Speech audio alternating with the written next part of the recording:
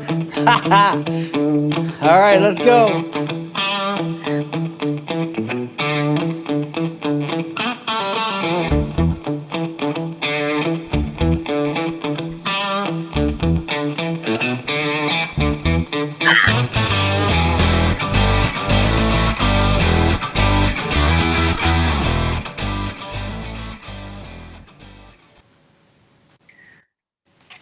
Ladies and gentlemen, traders, investors, and shareholders alike, welcome to JRC Stock Talk. We're going to have a great show today, but before we get started, go and give us a like, subscribe to us on YouTube. Make sure right here at the bottom you can see where our guest, Greenleaf Innovations, their Twitter account is OTCGRLF. Go and follow them now. And please share this show with everybody. Share it on YouTube, on Facebook, on Twitter. We're here to talk directly with companies and find out the most up to date due diligence you can find. Keep in mind, we're not licensed advisors or financial advisors, so make sure you do your own due diligence and talk to your stockbroker before making a buying decision. That being said, Roberto, it is a pleasure and honor to have you on the show. If you would introduce yourself to everybody. Well, first of all, thank you, Joshua, for having me on your show. And thank you for all the shareholders out there. It's very good to be on your show. And, you know, basically, I'm here to answer any questions and talk about our family tradition and the business we're in. Awesome. So, yep. All right, guys. Well, let's dive right into it. Me and you have sat and talked quite a bit, and I've been enamored with the story and history behind this. Can you share with the investors a little bit about the background story of your family and the brand? Well, I am what is said. I'm a third generation in family in the cigar industry. My grandfather in Cuba, his name was Raul Mederos, and his three brothers, dating back to the 1800s, they owned a small factory in the city of Matanzas, and that until lasted until the 1960s. With the whole Cuban Revolution and Castro. Um, but interestingly enough, they had their own brand, Mederos. The last name traded. They had a trademark on the brand, and you can actually, see it in the history. There's an encyclopedia, the Perman's Encyclopedia. If you look into it, page 11, you'll see the brand there, Mederos. And there is a particular things that just happen like that, and I never thought about it until yesterday. The actual cigar band that they were commercializing in Cuba, guess what the color was? Green. Believe it or not, it was green. So we, my brother and I venture off kind of like to ignite the passion and continue with the family tradition. In 2006, we decided to, dive into the business. So we moved to Nicaragua, mostly him. Moved to Nicaragua. I was here in the States, and went back and forth. And we started growing tobacco. It's what you refer to pre-industry in this universe. So we started, growing tobacco, fermenting tobacco, selling tobacco.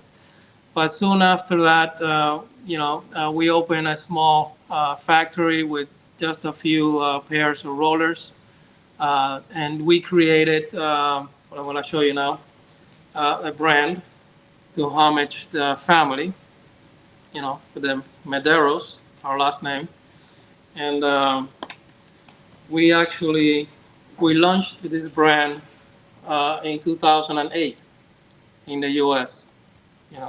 Let me see if are you able to see the. Yeah, I can see it clearly. Okay. Um, so this is the actual cigar. It has a band in the foot, and I don't know if you see I can't wait to smoke one. the quality of the print. Everything that we do is very top notch. Everything we do is top notch. We spare no expense, eh, pretty much. So we are known in the industry for being a boutique.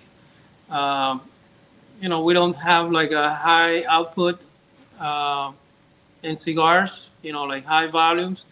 But we consider being, all the years we've been in this, a boutique cigar brand, pretty much. We've done a few private labels for other companies and individuals that they have and share the same passion and tradition um, in the industry. And sometimes you do that. You do collaborations and things of that nature. So and this is something that we're very proud of in regards to that. In addition to that, let me show you another one. We do things like this. This is called uh, a perfecto. It's a perfecto cigar. You know, we call it. We have different wrappers around. Yeah. We call it a barber pole. Yeah. So this is very popular in the market. But we That's an also, art. yeah, we also, in addition to that, now leaping forward a little bit, talking about the brand, because our factory name is Cubana Can. I know it's a little bit of a tongue twister sometimes for people, but if you say it a few times, it sticks. It's Cubana Can, which is the original name of Cuba. The indigenous, the Tainos, that's what the name of the island of Cuba was, which what it means is fertile ground. 'Cause we used to grow tobacco, back in those days before the conquistadores came in from Spain and kind of like, did what they did. Yep. But in honor to that, we came out with a brand for the factory to to do that. Here, let me show you a presentation here. Sorry. Okay, we came out with a box. Um, show you. And That's velvet, isn't it? yeah, it's velvet, with the gold. You see the gold lining. Cubana can. Yeah, Cubana can. Um, let's remove this. Let's see. We, let's remove the. That's classy. It's like a piano finish. I don't know if you can see that. The Yeah. quality. That's like a gold inlay on it, like a metal gold inlay. You see that? So this is just to show. This is velvet in the bottom as well. Uh, that we have a lot of attention to detail every time that we put out a presentation. I don't know if you can see it properly there. Yes. Okay, and this is a 6 by 60 size cigar. It's a Connecticut wrapper. We have different wrappers. You have Connecticut, you got Habanos, you have Maduros, you have Mexican, uh, Cameroon. There's a multitude of wrappers that come from different regions of the planet. So there's a lot of bit of everything involved in the blending of a cigar. Um, but in addition to the brand, we have things like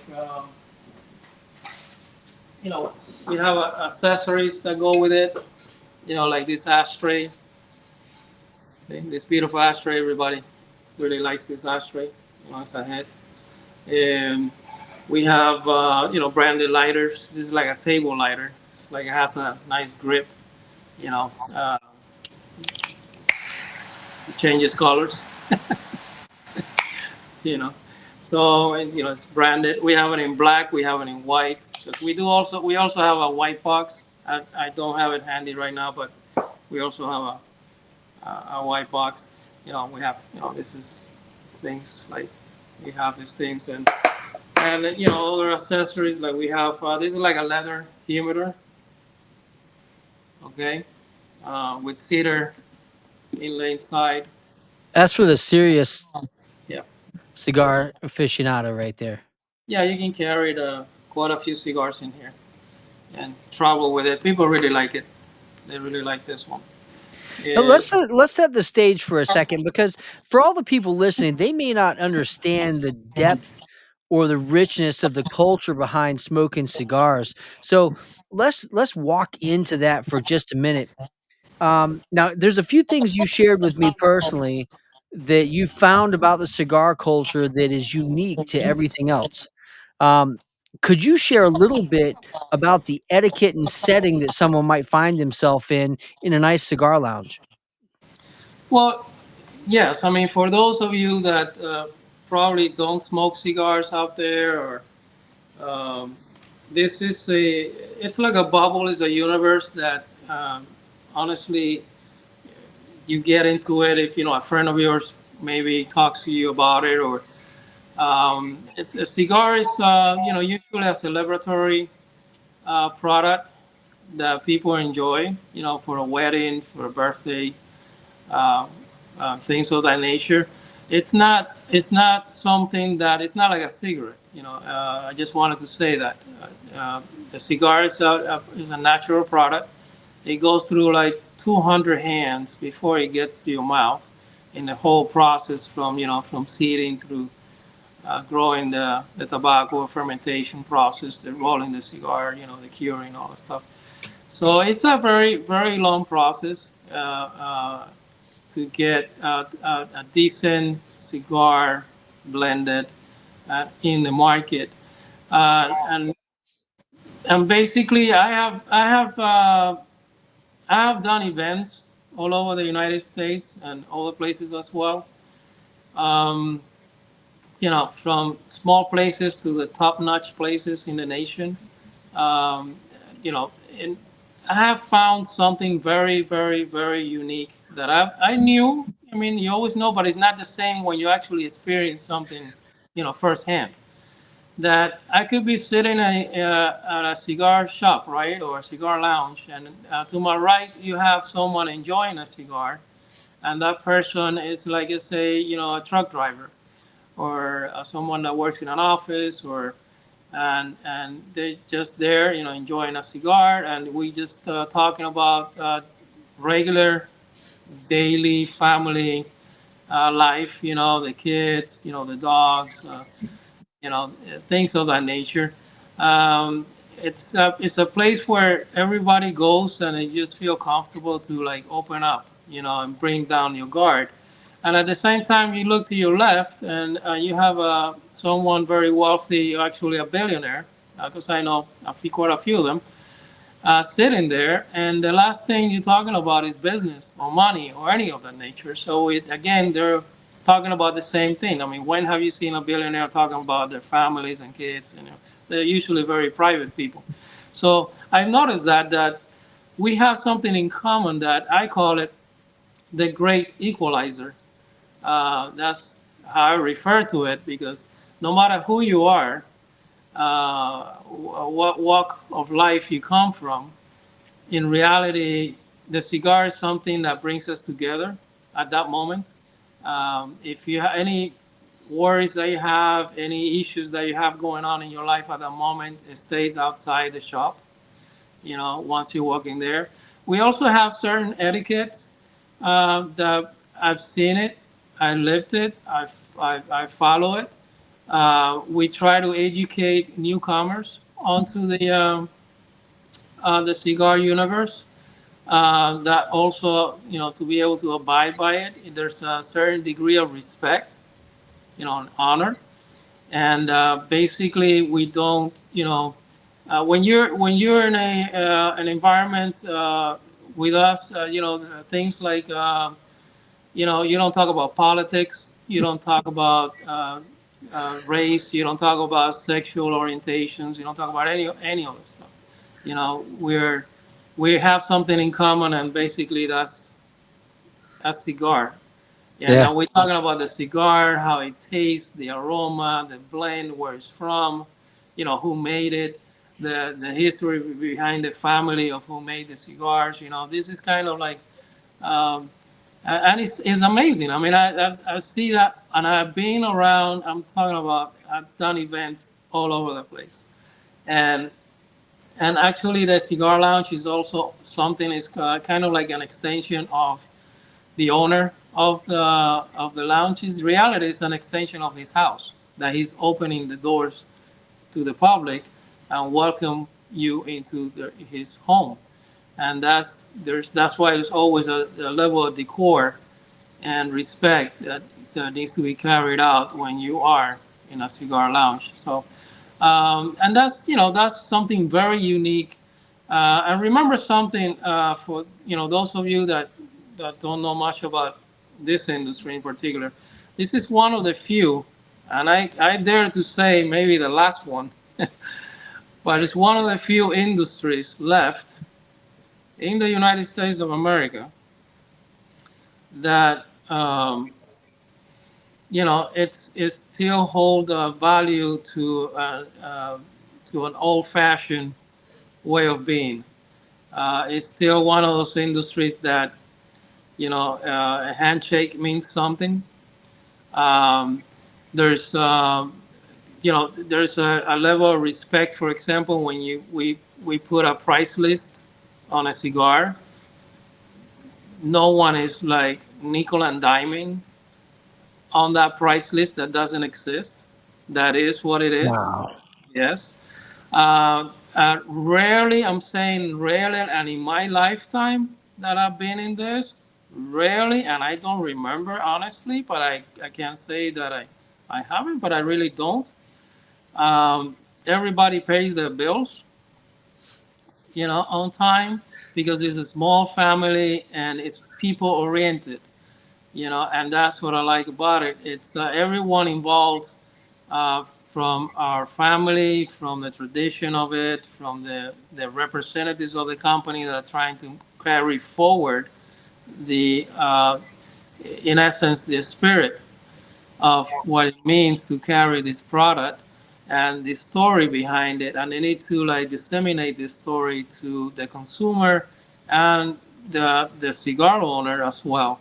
Um, so it's a human interaction from A through Z. So it's more like anything you do, everybody will know about it in a short period of time. You know, so that's kind of like one of those things that you really don't. I mean, I'm not saying. I mean, just the etiquette of it. It's completely. But if you, it's almost like it doesn't let you get out of get out of that thing because it goes around real quick, I if you would don't pay call it bills. So I would call it the great escape from everything you've said. I mean, some people escape through alcohol or drugs, but there's more refined people that choose to escape in a way that's not going to kill them. And that would be something like a cigar in a cigar right. lounge to set things aside for a minute and enjoy a moment of escape. That's a nice way to put it. And again, I don't want to dwell much on the whole health aspect of it. Um, but in essence, the cigar again is a natural leaf, tobacco leaf. It gets processed to just kind of like ferment most of the ammonia in it, and die down the nicotine in the leaf. But it doesn't carry. I mean, it's not processed through any machinery. It doesn't carry any chemicals. Um, so I mean, I've personally never heard of anyone having any issues from smoking cigars. My grandfather smoked cigars until he died. I think he was like 97 years old, and he had died of something else, but not smoking cigars. And I've never heard of anyone dying from that. So, uh, in essence, like it's it's a hobby in a way. It's it's a product that is not a habit. Like, it's not something that you're gonna get addicted to it, because there's no addicted element to it. But it's more like a habit of a nuance of something that you like. It's like if you enjoy a scotch or something like that, once in a while. Or if you're having a meeting at a cigar lounge, or if you're having a wedding, or if you're having, it's more like an occasional thing. I can go. I mean, I can smoke a cigar today, but because we're talking now, and I want to, you smoke one on your end, and I smoke one on my end, and I mean, we can do that today, and I don't have to pick up a cigar in the next 2 weeks. It doesn't, it doesn't affect me in any way, and I'm in the industry, and I have millions of cigars around me, free for me to for me to smoke, you know. So that tells you that that is not something that you become addicted to it. It's not a product that you become addicted to. Now we've talked about the family, the story, a little bit about the setting that people find themselves in. Um, I've always found it iconic to see someone sitting back and relaxing and smoking a cigar. A lot of times it's in a lounge or it's on the golf course. And I'm wondering if there are any partnerships or people connected to your brand that can give you more exposure in the market at this time. Well, sure. I mean, I've done some projects. I call it projects or collaborations in the past. I mean, most of the companies in our industry, they try to do that. So that's a plus. Um we That's, without saying much, because of we we we're trying to, like, not spoil the surprises in a way. We have to, but collaborations, usually collaborations with, I've been approached by, celebrities, movie stars, singers, and things of that nature, agents, and they're always, these guys, they have like a tequila brand, or they have like a cognac or stuff like that. They always want to pair it up with a cigar, or do some sort of, and the way I go at it, because I love everything that you see. I design myself. I spend, yeah, it's not like an easy design. It's like, people would think, oh yeah, I'm just gonna come up with a logo or a design. It's not like that. Sometimes I take, like, it takes me like 3 months just dreaming about something, and then when that kind of like takes shapes a little bit, then you go to work with it, and then you spend a long time going into it, because it's designing something for a cigar is very complex. I mean, it has to fit the cigar, the box, the presentation, the colors, the embossing, uh, the whole feel, what the theme is about. For example, if celebrities, whatever the theme is going to be about, depending on the celebrity, I can get very creative. As a matter of fact, this morning I was talking to someone that's very close friends to a very famous singer here in town, very famous, and he loves cigars, and I was kind of like through it there for a minute, and they were like, "Oh my God, yeah, he would love to do that, because so and so has a cigar and he doesn't have one, and he has a rum or something like that that is, no, oh my, he smokes cigars all the time, but oh my God, I'm gonna talk to him. Give me a box. Let me. It's like that, and I've spoken to different groups that they have, a roster of celebrities and stuff that we can do stuff with. But the part of it that I like is that those projects, because they're not like, long-term projects in a way, but they're more like limited productions. So you gotta do something really, really, really, really nice, and plug it in a way that it works for everybody at the same time. So that part of that segment of the things that we have in the bag, that we familiarize with and we're pushing forward now under the Greenleaf umbrella, It's what I'm mostly excited about. Those are there's a difference between having a core line, the different lines that I'm going to talk to you about today. Core line means it's something that you come up with a blend, a presentation, and that's supposed to be in the market until the end of I don't know, the end of the world. That's a core line, and people have gravitate to the brand, and that's something that they go for. It's what we call in the market a staple brand. We'll try to create a core brand that becomes a staple brand that people gravitate to. Like a Fuentes brand or Padron or Davidoff, things of that nature. So, and that's the idea. That's what the whole weight on what I'm trying to uh, put behind it.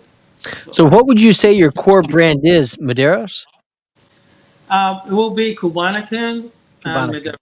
Yeah, I have another brand that's in development, which is my other last name, which is Serrano.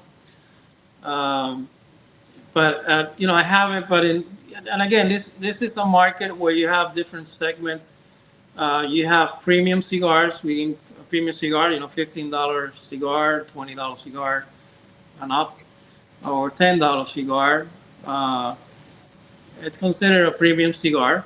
But you also have a budget cigar for the name says it all, for a budget. So you can get it for maybe like a $5 or $6, around those ranges. I mean, we cover all the whole spectrum. We do all of that. We also do private label cigars for on those budget cigars for companies out there, like like Cigars International. Or we used to do Thompson cigars and others. Um, Pretty much, we cover the whole spectrum. One of the main key elements of this whole operation is the fact that we do our own manufacturing, so we own our own factories, um, and control our own raw material. You know, but also outsource raw materials from the best places that you can outsource the raw material from, for the quality control to be the best, always, so best as we can. And there's only a handful of families that have the structure that we have. It's, you see a lot of brands, but it's only a few factories making the cigars. So Hold on a second. So, for all the investors and traders that are listening, I mean, when you're looking at investing in a company and you're doing your due diligence, one of the key factors is manufacturing costs, shipping costs. And when you find a company that's able to manufacture their own products and keep their overhead low, it allows for bigger margins. And margins mean a lot when it comes down to the revenue and profitability of a company. So I'm glad to hear that you're manufacturing your own stuff and keeping your costs low. That helps you set yourself apart from the other companies that are in the business. right, and in regards to that, that's one of our, if you ask or if someone asks as part of the growth of the company, that's another segment that we're we're actively now and in the near future a bit more stronger. We're going to be approaching or opening the doors for whoever wants to join the team. And what I mean by that is we're in an acquisition mode, especially acquiring existing brands that have been in the market for a long period of time.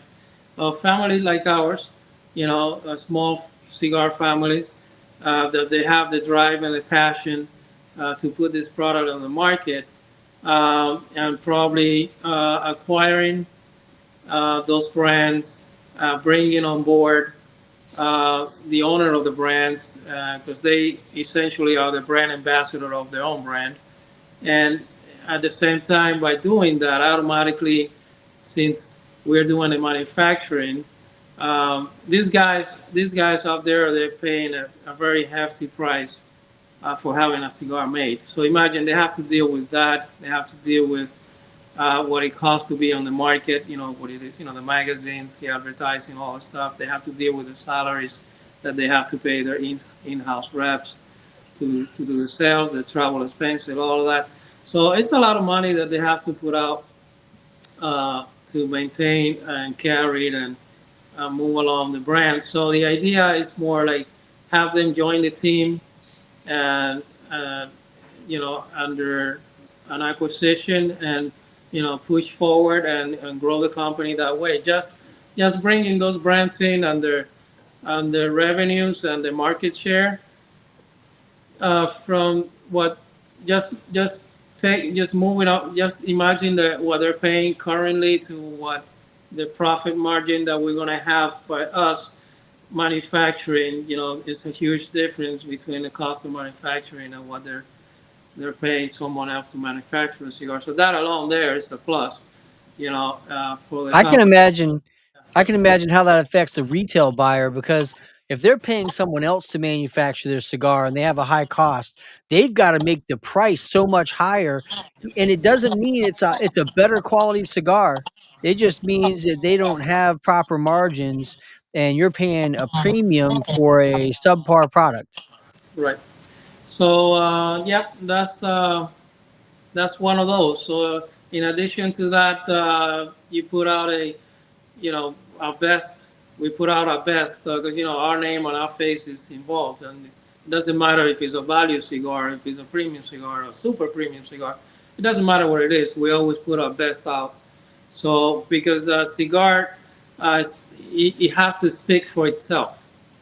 You know, what actually, and a lot of our reps in the past, they used to sell like they used to go through like hell and high waters to convince someone to from all the companies that they were pushing the product, and it's almost like that word pushing. It didn't exist anymore because they would say, "Man, I can't believe that I don't have to be going back to places over and over trying to convince people to try these cigars. This cigar speaks for itself." And I'm not just saying that. I mean, these are things that actually is transpired, and it's something that it humbles you, and it say, you know what, yeah, you got to keep it that way.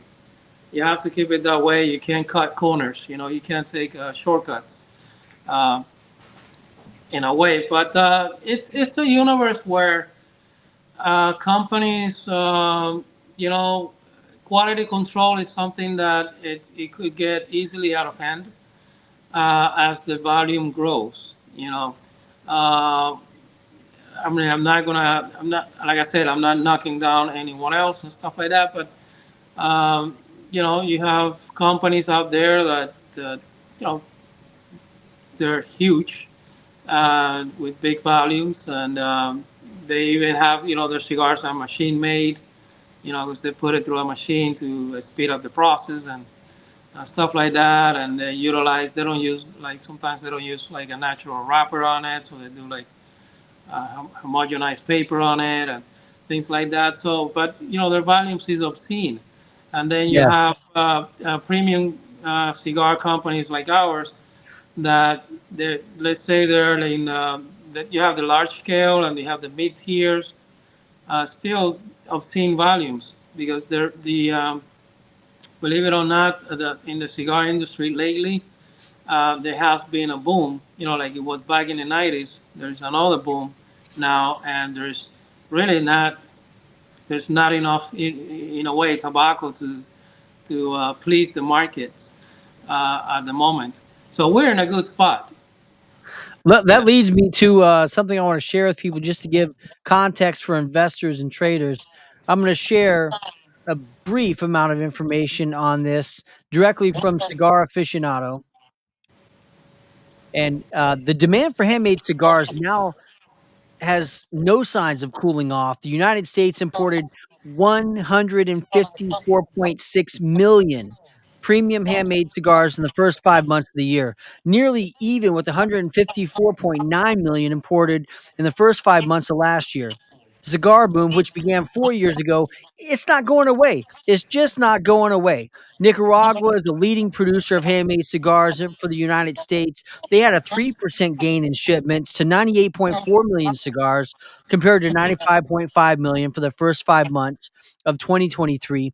Dominican Republic was down 5.6% to 29.9 million, followed very closely by Honduras at 24.9 million cigars, an 8.3% decline. But that's more than 467 million handmade premium cigars shipped to the United States in 2023. Now they used to, just to summarize, they used to feel like if you surpass 300 million cigars in a year, that was good.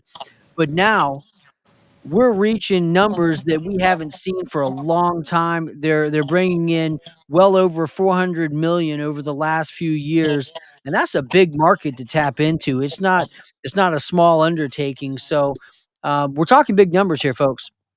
No, the market. I just wanted to add to that. The market size is estimated, as of 2024, still in 2024, and in numbers of 53 billion dollars, and is expected to reach 88, point something billion dollars by 2029.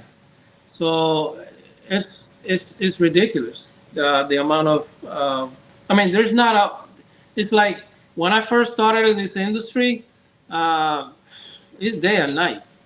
It's day and night. Now the demand is so crazy that it's just. I mean, I'm all excited to just start doing all the things that I wanted to do with the projects and celebrities and stuff like that. But in addition to that, just push forward and build.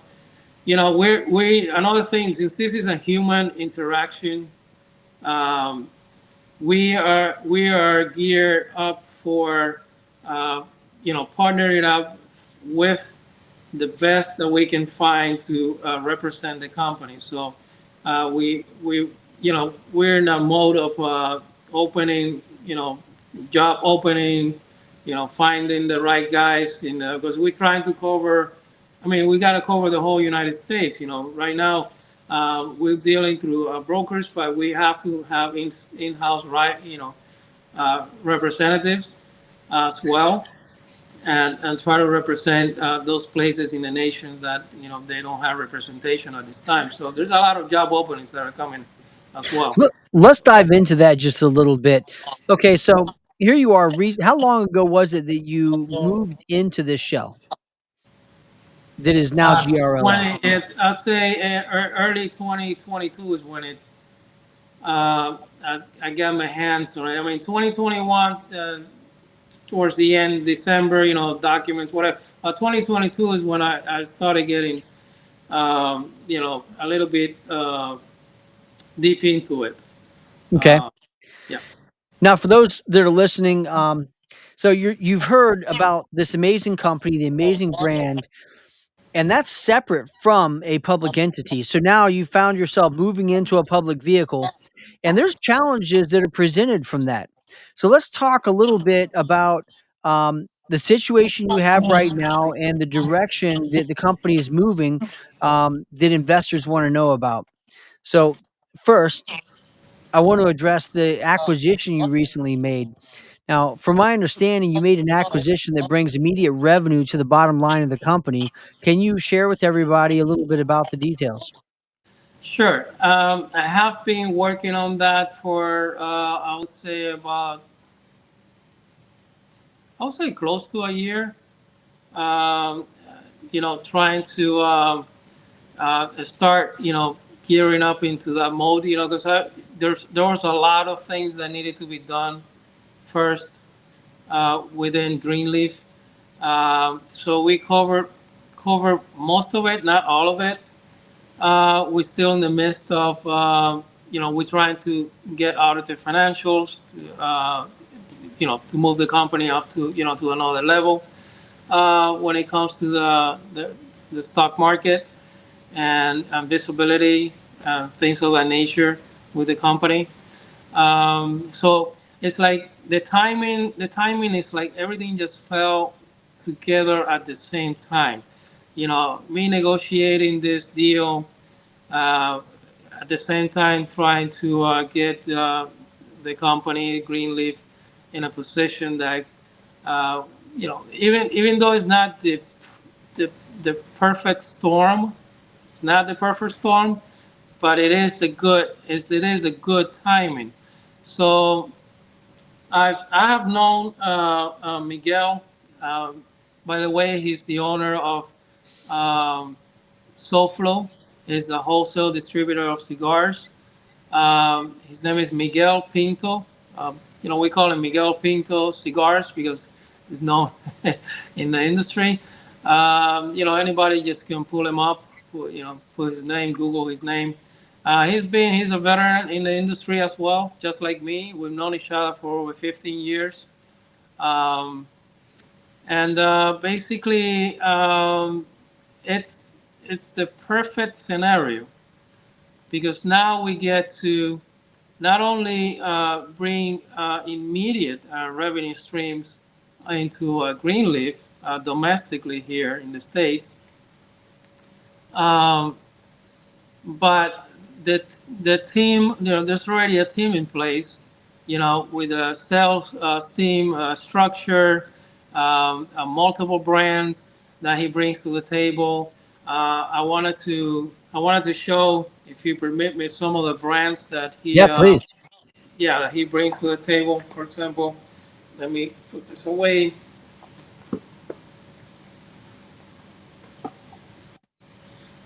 Okay. For example, this is one of, believe it or not, this box right here. The name, the way you pronounce it is malcriado, but in English is misbehave. That's what it means, misbehave. So this box right here is like you can't.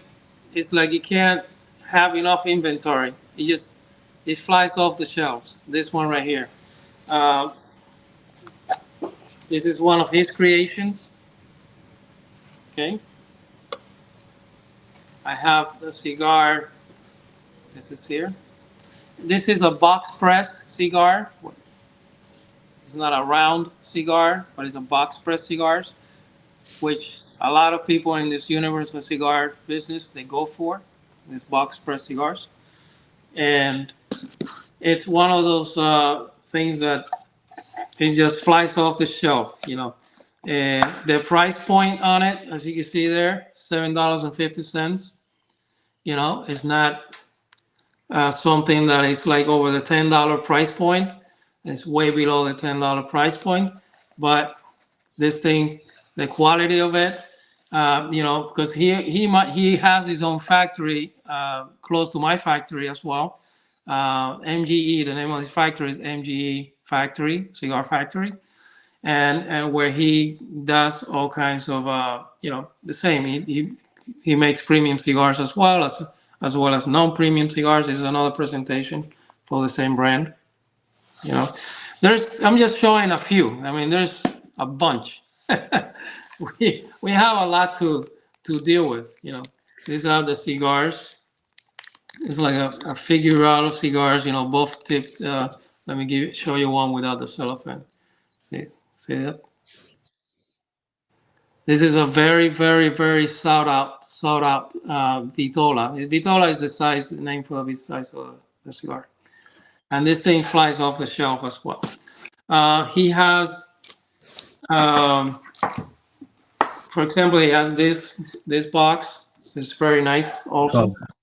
Yeah, it's a cocoa cigar. Okay, it's a flavor cigar. Okay, and you see the brand. He says MG Antalya. Antalya is the name of his daughter. Okay, so he made that. Usually, a flavor cigar in the industry it's a cigar that it's enjoyed mostly by females. And believe it or not, it's a huge. I mean, I wouldn't believe it unless I would see it myself, but there is a huge female following that smoke cigars. I mean, Yep. it's amazing. I mean, they got networks and groups and they have huge meetings that they do at cigar lounges.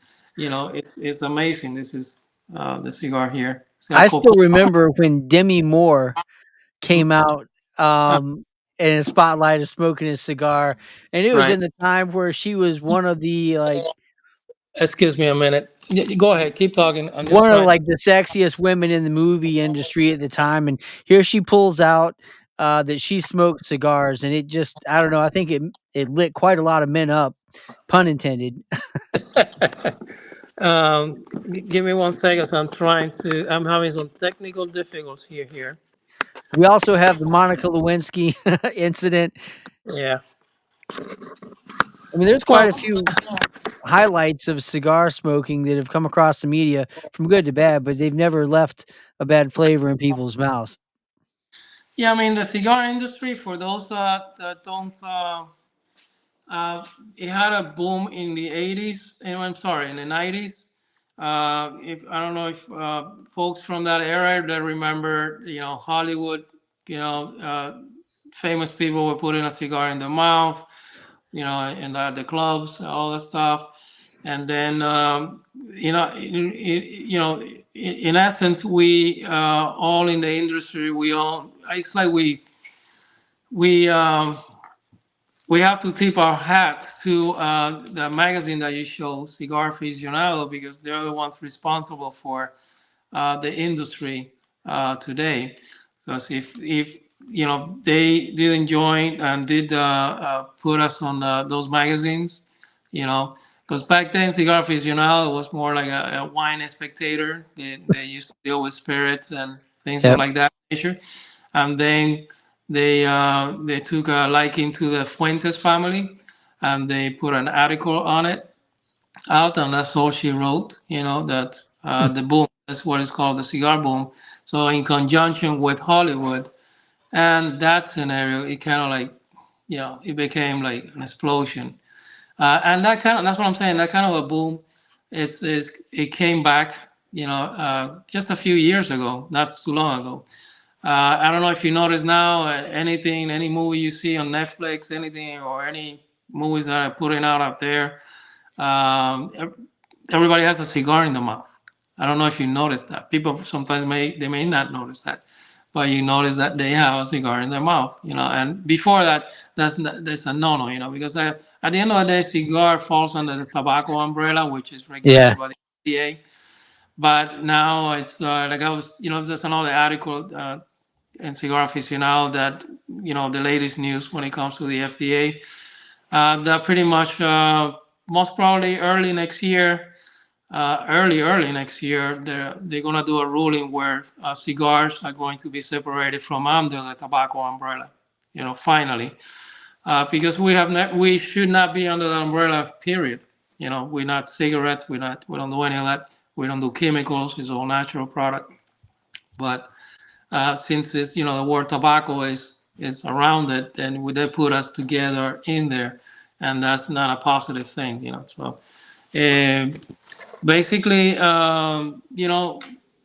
that when it comes to regulatory affairs, we follow all the rules. But since last year, well, actually since the previous years, the rulings on courts and even the FDA itself, they have kind of left us alone in a way. Like they know they can't even deal with us because they don't have a leg to stand on.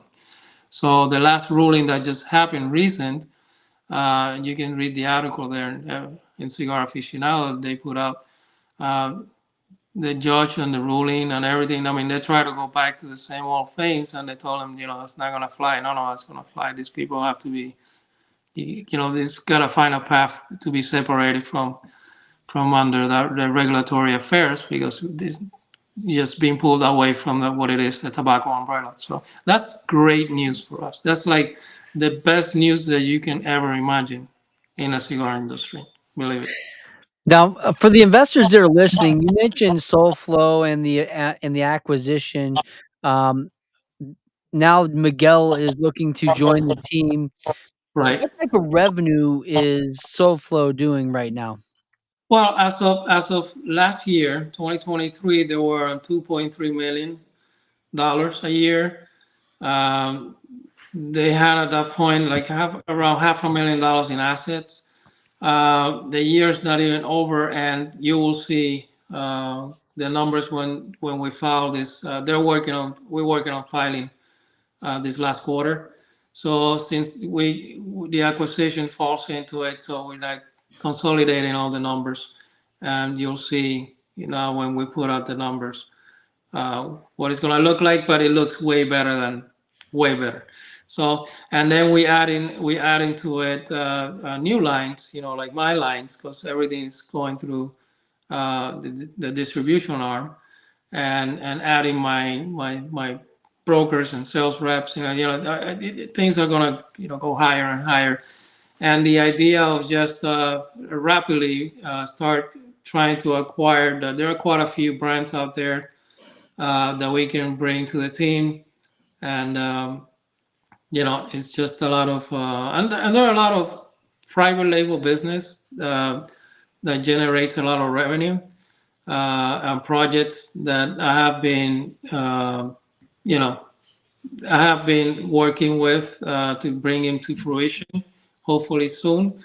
That represents, big stuff, like big contracts and stuff like that. So, but that I don't like to speculate or do any other stuff. It is what it is. When it drops, it drops. So we'll So wait and see when the numbers hit, because the yeah, numbers tell the tale. I get it. exactly. Yeah. So we talked about the acquisition. How much revenue right now, if it's public, is your company currently doing without SoFlo? That's not. It's not really. It's not a public because it's private, Okay. and most of my revenues are. The factory in Nicaragua is a privately owned entity that I own, and most of my revenues are down there, or my manufacturers or deals that I have with international companies. So, that's the story for another day down the Okay. road. You know, we'll see how all of this plays out. I mean, I have great expectations, and there are other segments within the tobacco business also, on things that we down there, and we're investing some money as well, and we have in other segments of the market as well. All of these are things are being developed, uh, that may benefit Greenleaf in the future. But right now, we can only speak of what we're doing in the States. Okay. Uh, you may say so. In my brands, all I can say, my brands in the States, before, like right before COVID hit, because COVID was a huge detour on my end when it happened. It because most of my clientele is cigar lounges and cigar shops that when COVID hit, they closed down. So it is what it is. On the other hand, there were some of these entities that they sold or they sell cigars online, and their cigar sales online went through the roof. Like, they sold more cigars than they ever sold in their entire life. you know. But at the momentum, unfortunately, the momentum, I didn't have those account, an account that was doing that I can continue doing that stuff. Plus, everything was kind of halted, Yeah. importation, the whole night. It was like a nightmare with COVID, and so. But up until that time, I had about 650 accounts on the premium. What it means is on the premium, like cigar lounges and things like that. And then you have another market segment out there that it has to do with what we call C stores, like convenience stores. Yeah. And then you have another market that is called cigar shops. So only on cigar shops, just so you have an idea, we're talking about tens of thousands of cigar shops. You know, Cigar lounges or for premium, uh, I believe I'm not keeping count, but since last couple of years, and I think nowadays has grown a lot. But I'm pretty sure it's around 6,000, you know, cigar premium lounges in the United States alone. But the product spreading through like smoke shops and C stores. I mean, those are tens of thousands. So and a different segment of cigars going to those type of places. So it's kind of like for a value cigar. Uh, I mean, a lot of those places they put premium cigars in it, believe it or not. And then you have another segment that are liquor stores. That's huge, like huge. Uh, I was negotiating with Total Wine uh, uh, like a couple of years ago as well. We did the whole thing. I've been in negotiations with. I can't talk about that, but it's something that also is huge. It's a big chain. It's a big I'll have chain. you back on. We'll have another show and we can talk about stuff later. Yeah. Once the things are done and signed, and I guess I can talk about it. But sometimes you have these huge companies that you can't be like really talking about it because they're also publicly traded companies. So you have to ask for permission and all that stuff once the deals are signed. So Now, there's another segment you didn't mention, and it's almost upsetting because I can't find a single instance in my life where I've been on a golf course and not seen a ton of people smoking cigars. I think that there should be a cigar lounge at every golf course. well, let me talk. That's another segment, right? Right before COVID, we were in talks. Not only on talks, we were like going already into, and that I can talk about it because it's a fact, and they're not a publicly traded company, where the PGA was, the brand, we were going to a full blown. We even put out a program to full blown take care of all the locations and golf courses throughout the United States. There is a yeah. We even developed a system, training system for the staff. We were going to be placing the humidors, the wall humidors in these places, and providing the services to it. Even doing a private label with them in collaboration with the PGA. Um, that project is still I believe in the works. It could be circled back to it, but it's something that I have to you know like circle back to that. That you know. So that What is a about beautiful project. That is a what beautiful. about a line for the champion?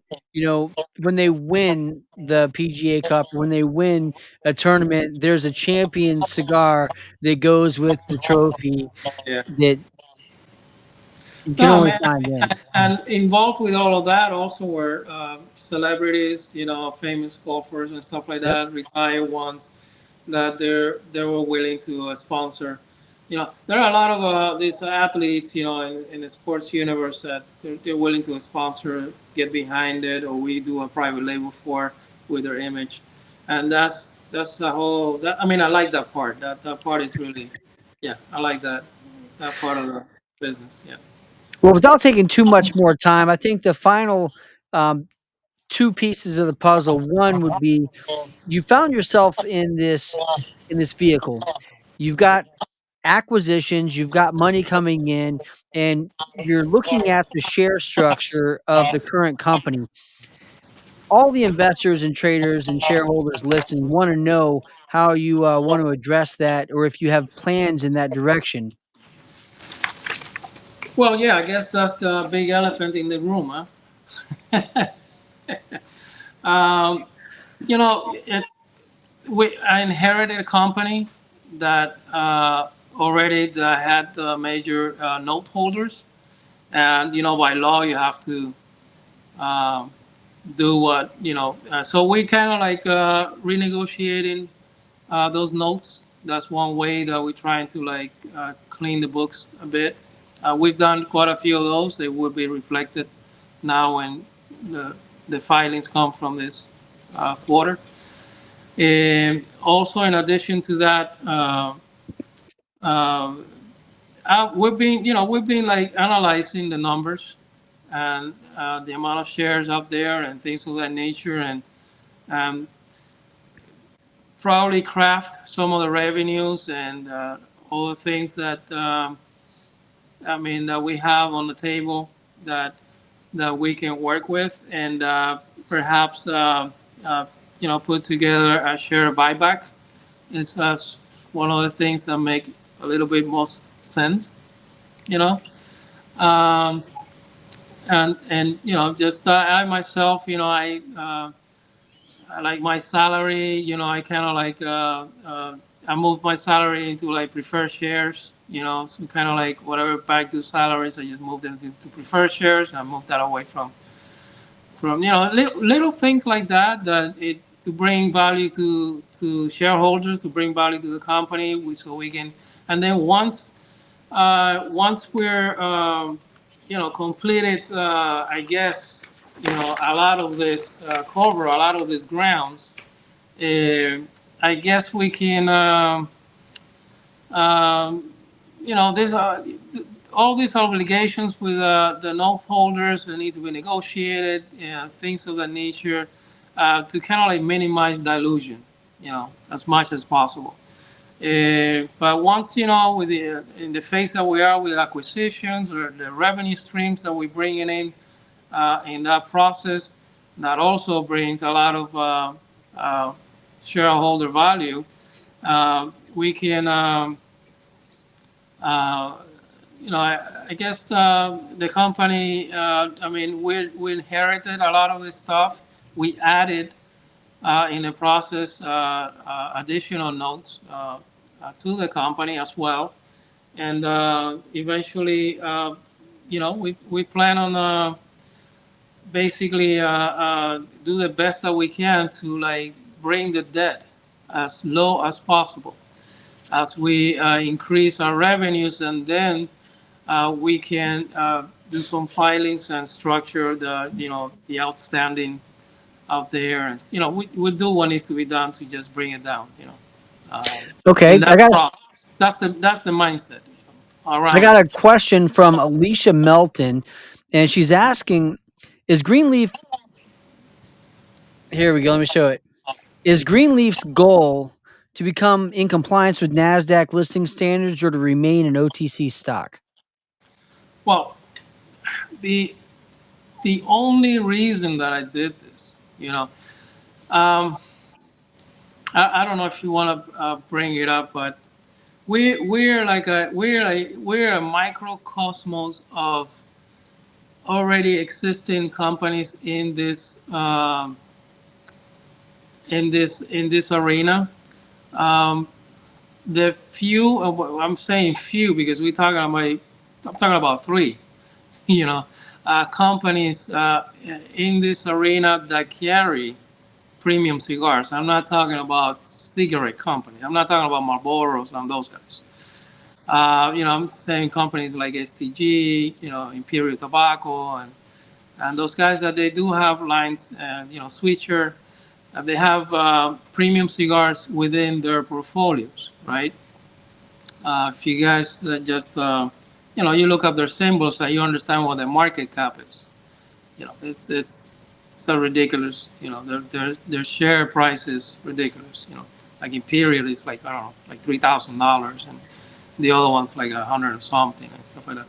But what I'm trying to get at is we are the exact same microcosmos setup from all the angles, from vertically integrated with all the things. And yes, the only thing that I have in my mind is to either take this to well, it's not a technology company, so it fits better with the New York Stock Exchange. And as a matter of fact, through some sources that we've already spoken about that, kind of like to see what that looks like, and in a way vetting the whole, the cigar industry, blah blah blah. So yeah, the New York Stock Exchange is like is a scenario for that. So it's baby steps. First, we need to get through what we need to get through here. We don't mind. I mean, we don't mind to uh, being on where we are right now and moving on to the QB, and stay on this platform for a bit. But yes, it's in the future. It's all a matter of you know I'm I'm here for the long haul. I mean There we go. yeah, we the cigar. I mean, our tradition on this, in the cigar industry, where it's a business that is not a business. For us, it's not a business. You know, it's I can't explain it, but we're this is a longevity lifestyle for us. So how do we rise above? Uh, you know, the more tools you got to rise above, the better. And I'm, one of the reasons that we engage into getting into a publicly traded vehicle and bringing it to the next level and then the next level, because I have a goal in mind, and the goal is very clear: is to be up there with the big guys, and I don't see how not we can be there. So Excellent. it's one day at a time, but that's the goal, you know. Now, on a smaller front, somebody has a question about the website. Can you give everybody an update on when they might be able to expect for the website to be up and running so that they can check into the company on a more regular Of basis? course, yeah, of course. The website is key in any business. Like if you notice, we have a website for every cigar, um, you know, product brand. We all have a website with it. In this case, the website for Greenleaf, um, we're working on it, and I know that it's taking time. But one of the reasons that is being kind of like pushed off is because I knew and I was working on this acquisition. So I wanted to have everything integrated. So it's a lot, it's a lot Yeah. to have integrated in there. There's a lot of brands, there's a lot of things, there's a lot to talk about. And so we're believe me, we're like doing our best to have that in there, to, have a section that of the website that has real time stats and press releases and all that stuff. I mean, it's complex, it's not a regular website. Nope. Uh, so believe me, more than anyone, I just want that to be up and growing today. Um, because yeah, I have a lot of people asking me, okay, what's but your website, doesn't say anything on that. There's it's waiting or whatever. I know it's very annoying, um, especially for us. But strategically, that's something that is strategically it's being worked on, and like it's half of it is done because it's not really, But I was waiting for this transaction to go through, be signed and delivered, to and we're going through a transition here because we're at the same time we're like doing some system upgrades as well. We're migrating in the technology side of it. We're trying to now put the sales reps on, you know, to place the POs and orders real Through the time. website? No, on an iPad. They do it Yeah. on an iPad, and then the PO comes into the back office, and it immediately is processed and shipped. And because when they're there in front of the store owner, and right there he can sign off on the PO on the iPad, and they have real time inventory right there on the spot. They don't have to call back office to say, hey, do we have any of this left? Oh, when is this coming? And so there's a lot. We also setting all that stuff up, but that has nothing to do with the website. The website is it's more of a information about different uh, brands and people involved with the company. In saying that as well, I wanted to show you. I don't know if you wanted to ask something else first. I have one final question, so go ahead and show me. Okay, I wanted to show you this brand. Okay, this Mago. yeah, and in Spanish, it's called El Mago. And English translation in English is the magician or the wizard. Okay, so this brand, it has, if you go to the website, the elmagocigars.com, and all these brands, they have all individual website, cubanacancigars.com, Mederos cigars, so because that's separate from having a corporate website for Greenleaf. That's a whole totally corporate website, so it's not, but it has to, this one, for example, comes in a tube. It has different sizes, different presentations. It's all over the place. You guys can look it up online. And Mago Cigars, the owner of this brand, and I'm mentioning this because it's one of the brands that will distribute under the Greenleaf umbrella. Uh, So the owner of this brand, his name is Nick Fusco. Very, very, very, very, very nice guy. He created this brand in homage to his grandparents. I don't know if you guys remember. If you don't remember, their names were Maria and Gonzalo. So El Mago, the word Mago comes from the combination of the first letter on the names, like the M and the G. So you get Mago from that. Um, Maria and Gonzalo, unfortunately, and this is a very sad story, they died together on June 24, 2021. When I don't know if you remember that Champlain Towers in Miami Beach that collapsed, and at midnight, exactly at 1:22 a.m. And that was a very sad, day. It's like 89 people died Yeah. in that collapse. I mean, it's obscene. But Nick felt very strong about um, creating something uh, in a cigar presentation because his mother, she was a master roller back in Cuba, you know, and cigar is something that was in the blood. His father, he says that his father used to joke around because he was not a master roller, but he was a master smoker. So he was good at smoking all the cigars. But it's a very sad story. El Mago cigars, you can find this product. I mean, they have it. All of this is in social media, on Instagram, Facebook, all that stuff. But elmagocigars.com, that's his website. He's in over 300 stores throughout the United States and growing. It hit really, really good. Cigar Aficionado magazines done articles on him. All the magazines done articles on him. I mean, the cigars has been very, very, very, very good. I mean, Miguel is the one who makes the cigars, at his factory. Pinto? For yeah, Miguel Pinto.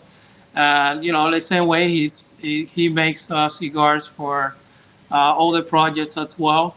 Celebrities and stuff of that nature. But you if you Google Miguel Pinto cigars, you scroll down, you can see articles on things that he's done, and he's very knowledgeable, very knowledgeable. He's a fighter. It's one of those guys that has a spirit that there's the word no doesn't exist. I'm like that too, but not to the extreme that he is. I gotta say that. Um, but I just wanted to mention that. I know we don't have much time for the space, but I wanted to really talk about him, and because this is a great product right here. You can, if anyone wants to order, you can go to smokein.com. That's smokeinn.com. Like an in, Yep. smokein.com. They carry their cigars. All their online retailers also carry his cigars. And like I said, he's in over 300 retailers, cigar lounges in the United States, and growing, and pretty fast. That's So awesome. he's a very nice young man, very nice young man. He doesn't need to do this, because he's well off. He just doesn't need to do this as to But like he really has a to make money. passion. So not to make money, he does it as homage to his grandparents, pretty much. That's excellent. I mean, it's stories like that that get behind something that really can drive a brand to success. And when you're doing what you love and not doing it for the money, it always wins out in the end. Yeah. So our last thing, because this is the most important thing, how can investors and traders and shareholders, how can they find you on social media? Where do you want them to go to stay up to date on the relevant information you're going to put out? Okay, Twitter is the go-to venue. So just go. You see the banner there. I think we have it. Twitter with that Great. OTC GRLF. That's a Twitter account, and that's where we're gonna put in information out, and we're gonna have lots of things going on. That's why we only do PRs for very milestone scenarios. But Twitter is something that you're gonna see something in Twitter every other day. You know, as we progress, as we do things, as we're looking at bigger spaces to move into. There's a lot we have going on right now, and everything is like merging together. I I barely sleep. I I know I'm a little bit stressed out. I have three dogs, and their barking didn't used to bother me. They're bothering me now. Uh, so, I have an yeah. answer for that. I'll talk to you about later. But So, okay. So yeah. Let me know any other questions. I'm here to ask it. But yeah, Twitter is the go-to channel that we'll be putting out some things.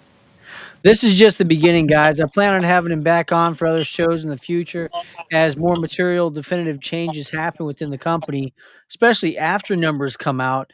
Right. I'm sure, like he's explained, that he has a path forward of wrapping up smaller brands. So there's a lot of opportunities for celebrity endorsement and other brands come into play that we'll want to find out about later. So, thank you so much. It was an honor having you on our show. Guys, make sure you go and follow him on Twitter. OTCGRLF is where you go and stay up to date with all of their information. Make sure you click the little bell on the Twitter account so you can get notified every time they put out a post. And Roberto, thank you. The honor is all mine, and to everyone up there, thank you for tuning in. And you're gonna be seeing a lot more of me. All right, man. Have a Now good we're one. going to shift to our next segment, guys. We're going to be talking about today's movers and decliners on OTC markets. We're going to be diving into due diligence behind them. So hold the phone. All right, let's go.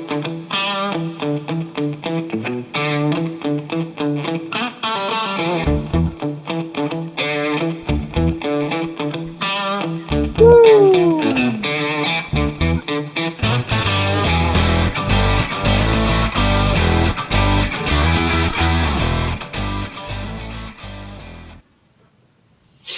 Ladies and gentlemen, what an intense amount of information.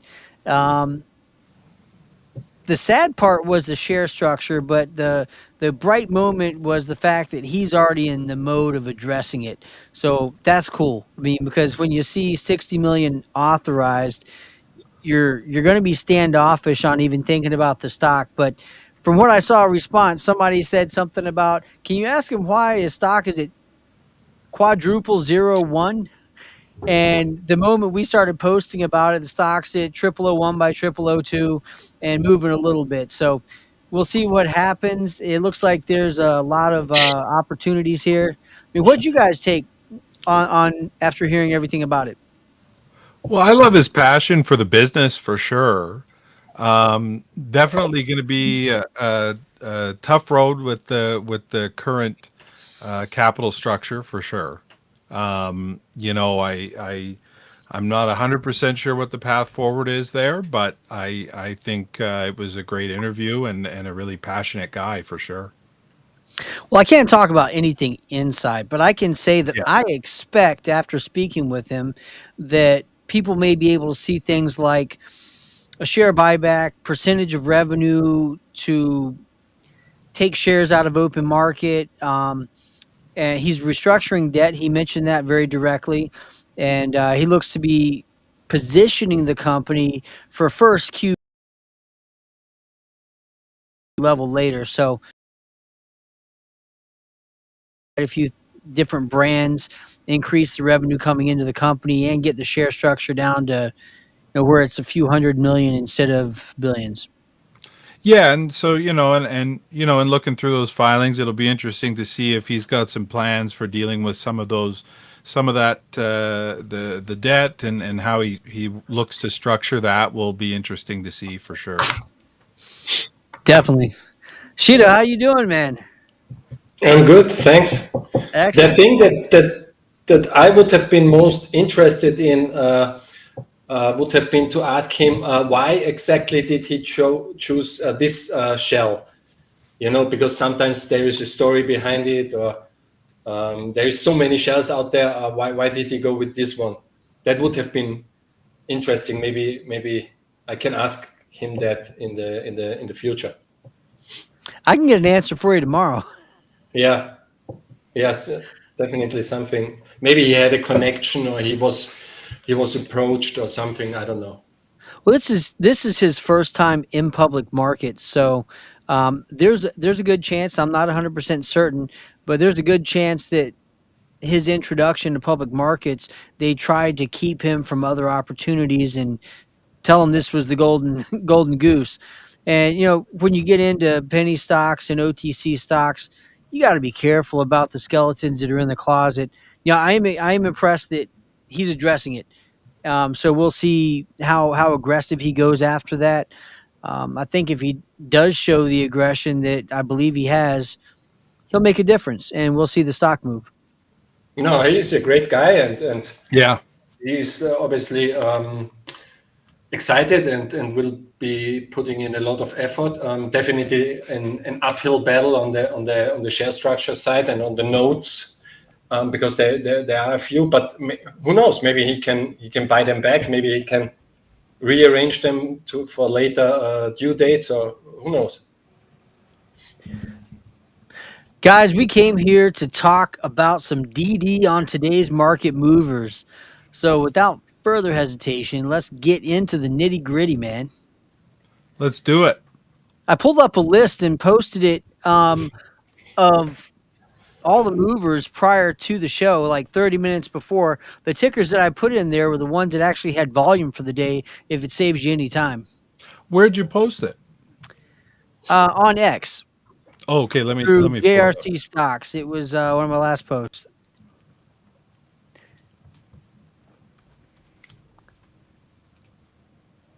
Yeah, 1 hour ago. Here they are.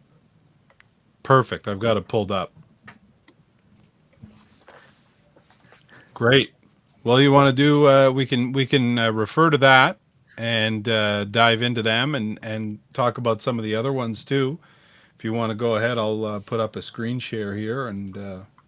Let's do it, baby. All right. Guys, a lot goes into this show, so please make sure you share this with other people. Take a second if you're watching to share, retweet, or post about this show. We want to be able to talk about the stocks that you're looking at, and we'll be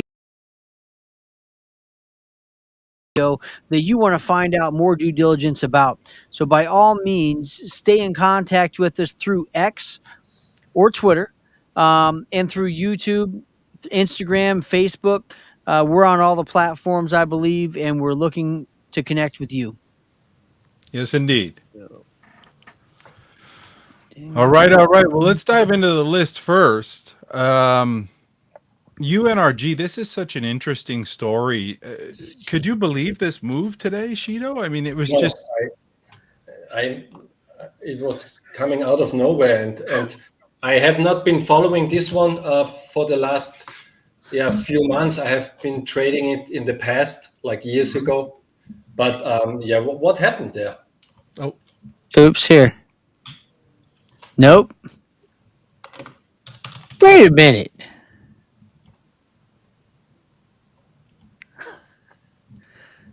All right, back to where it should be. there we go. Perfect. Yeah. So this is such an interesting story. So they had a deal that they did over a year ago for this joint venture deal to do LNG processing. And it really it was what it moved for a day back then. Yeah, there it was. There, well, it didn't even move on the day they announced it. I don't think. Yeah, August 1st, and then it didn't move at all till September, and then nothing for over a full year, and then all of a sudden, today out of nowhere, it did this. and there was no, and I checked everywhere for anything about it, nothing. That's That's huge. the weird thing. It had a gap without any news and anything.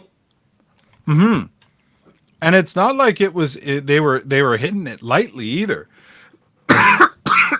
Like it was, if you look at the volume on the day, 6.2 million shares traded. Like it was not a game. Wild. Maybe it has an email promo some out there or something like this. Often it's something like this.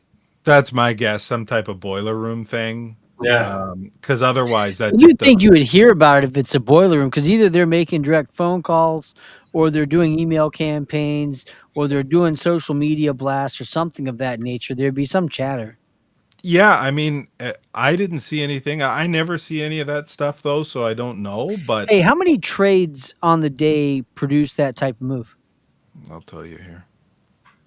Sometimes the number of trades, even if the volume is huge, can reflect on No, what's it was going on. it was a lot of transactions. I was watching it like, what do I do here? And Wow. there was really nothing for me to do because like it never really went back up. Like it was how many trades on the day? 466. Oh, that's strong. Yeah.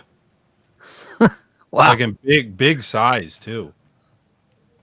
Yeah, this looks very much like some type of promo to me. Yeah. Is it a Chinese company? Is it Chinese, did you ask? Yeah, I had to. No, believe it or not, because I figured that would have made more sense. Yeah. So yeah, I mean, I don't know what to do with it. I wouldn't know how to handle it. It's just one of those things. So a really weird one, and I see that Arrested Stock Development there said they added 40 million to the unrestricted, so they had some type of motive to pump it up, and boy, did they! My God. So, yeah, and if you look at the share structure, I mean, on the DTC, or if you look at the UR, doesn't matter which one you look, it moved like really thin, you know. It moved like 200% on a few million shares. Yeah, and I mean, this share structure is strange. You pull 6 million shares on that share structure, and it moved at one point from open to, it was up 350%. Yeah, and at that point it had like a couple of million shares, not 6, but yeah, because I think that was pretty early. So it crazy. moved. What did you say the float was? Shares. And the front load yesterday was shocking too. I mean, I saw it getting loaded, and I thought, okay, well, I'll keep an eye on it. I didn't figure it would be on the moon literally the next morning. What does it say it was in the float? Plenty. 115 mil. Okay, so I'm just curious. I'm asking you guys a question because I don't know. It says that's what the float is. How do you know how much of the float is being held at a time? You can't. Yeah, and unfortunately, yeah. You have to like do analysis on a level 4, the trade by trade of what's happening on the stock. Do like, subtraction and addition based on how many are being bought, how many are being sold, what the gap is. I mean, there's a lot that goes into it. But I would assume, and hopefully I'm not crazy about this, that there's a lot less available in that float to see it move like that. For sure. And, you just can't know. But like, if you're asking me, if you're saying to me, hey, this got a bunch of volume, this got 2 million of volume yesterday, or I'm watching it over the course of the day, say it got 2 million out of nowhere for no reason. I remember I even wrote in the chat about it, if you recall, Shido. I said, you know what, if this was a lot thinner, I might take that front load. But at this structure, like, what would be the expectation? Really, it was just not a high probability thing, Exactly, and to George's question, obviously we will never know who is holding the float out there. It could be like, I don't know, like 5 guys that hold strong and won't sell and have the majority of the float. I mean, we wouldn't know, but we have to still assume that there is 115 million out there, in certain accounts. So I have to go with the DTC number because I have to go with something. Yeah. So, Do you have So time? I mean, are you able to look at time and sales over the course of the last few weeks and see any trends or anything that might give you a inkling as to how much has been soaked up? I mean, no, I don't think you'll be able to get any type of information like that. and there wasn't much volume. There was no volume basically compared to Yeah. what the DTC is. So Yeah, like I mean, yesterday they front load 2 million, 2 million, yeah. like And then big bam. whoop. Yeah, 2 million on 115 million. I mean, that's really not that good. And No. in the last 6 months, there was maybe, I don't know, I'm just judging now and looking at the chart, but maybe there was 5 million in volume or 10 in 6 months. So there's nothing. I don't Yeah. know who holds all these shares, but definitely moved like crazy thin compared to the DTC number. So really weird. I wouldn't know how to replicate it if I'm being honest with you. Like you could present me with that situation where someone bought $2 million worth of something or 2 million shares of something at '04 on this setup. I'm never gonna just go, oh well, okay, that could gap to 20 cents tomorrow. Like, there's No. no situation in which I could replicate that trade. I mean, it's just all insider enrichment, Yeah. and it is what it is, man. If you take a period of a year or two and you add all of the buys and you add all of the sells and you subtract the sells from the buys and you have a larger number of shares on the buy side, I think it would lead you to some type of picture as to what amount of the float or the DT, that DTC is being held by hands. But you Well, don't forget, every buy is also a sell. So So, the yeah. yeah, float never changes. It doesn't matter it changes. how much it gets traded around, but the float is the float, you know? And then let's say you land on that number, and the second you go, okay, well it's this, and whoever it is unloads on you. I mean, you just Yeah. you know what I mean? Like Yeah. You you cannot. just reinvented the wheel to get run over. You know what I mean? So Yeah. it's just a tough situation. The only way you could really compete in any way would be to use a volume weighted average price and say, okay, well, I want to be part of whatever this is. And so when they started front loading it, okay, well there it is. And at least now, if you look at where they started front loading it yesterday and then today, you could say, well, if it's gonna get another leg up, at least I'm a competitor at this price because this is kind of where everyone's at. But realistically, I mean, you look at this, especially these cells here. I mean, that's 1.2 million there.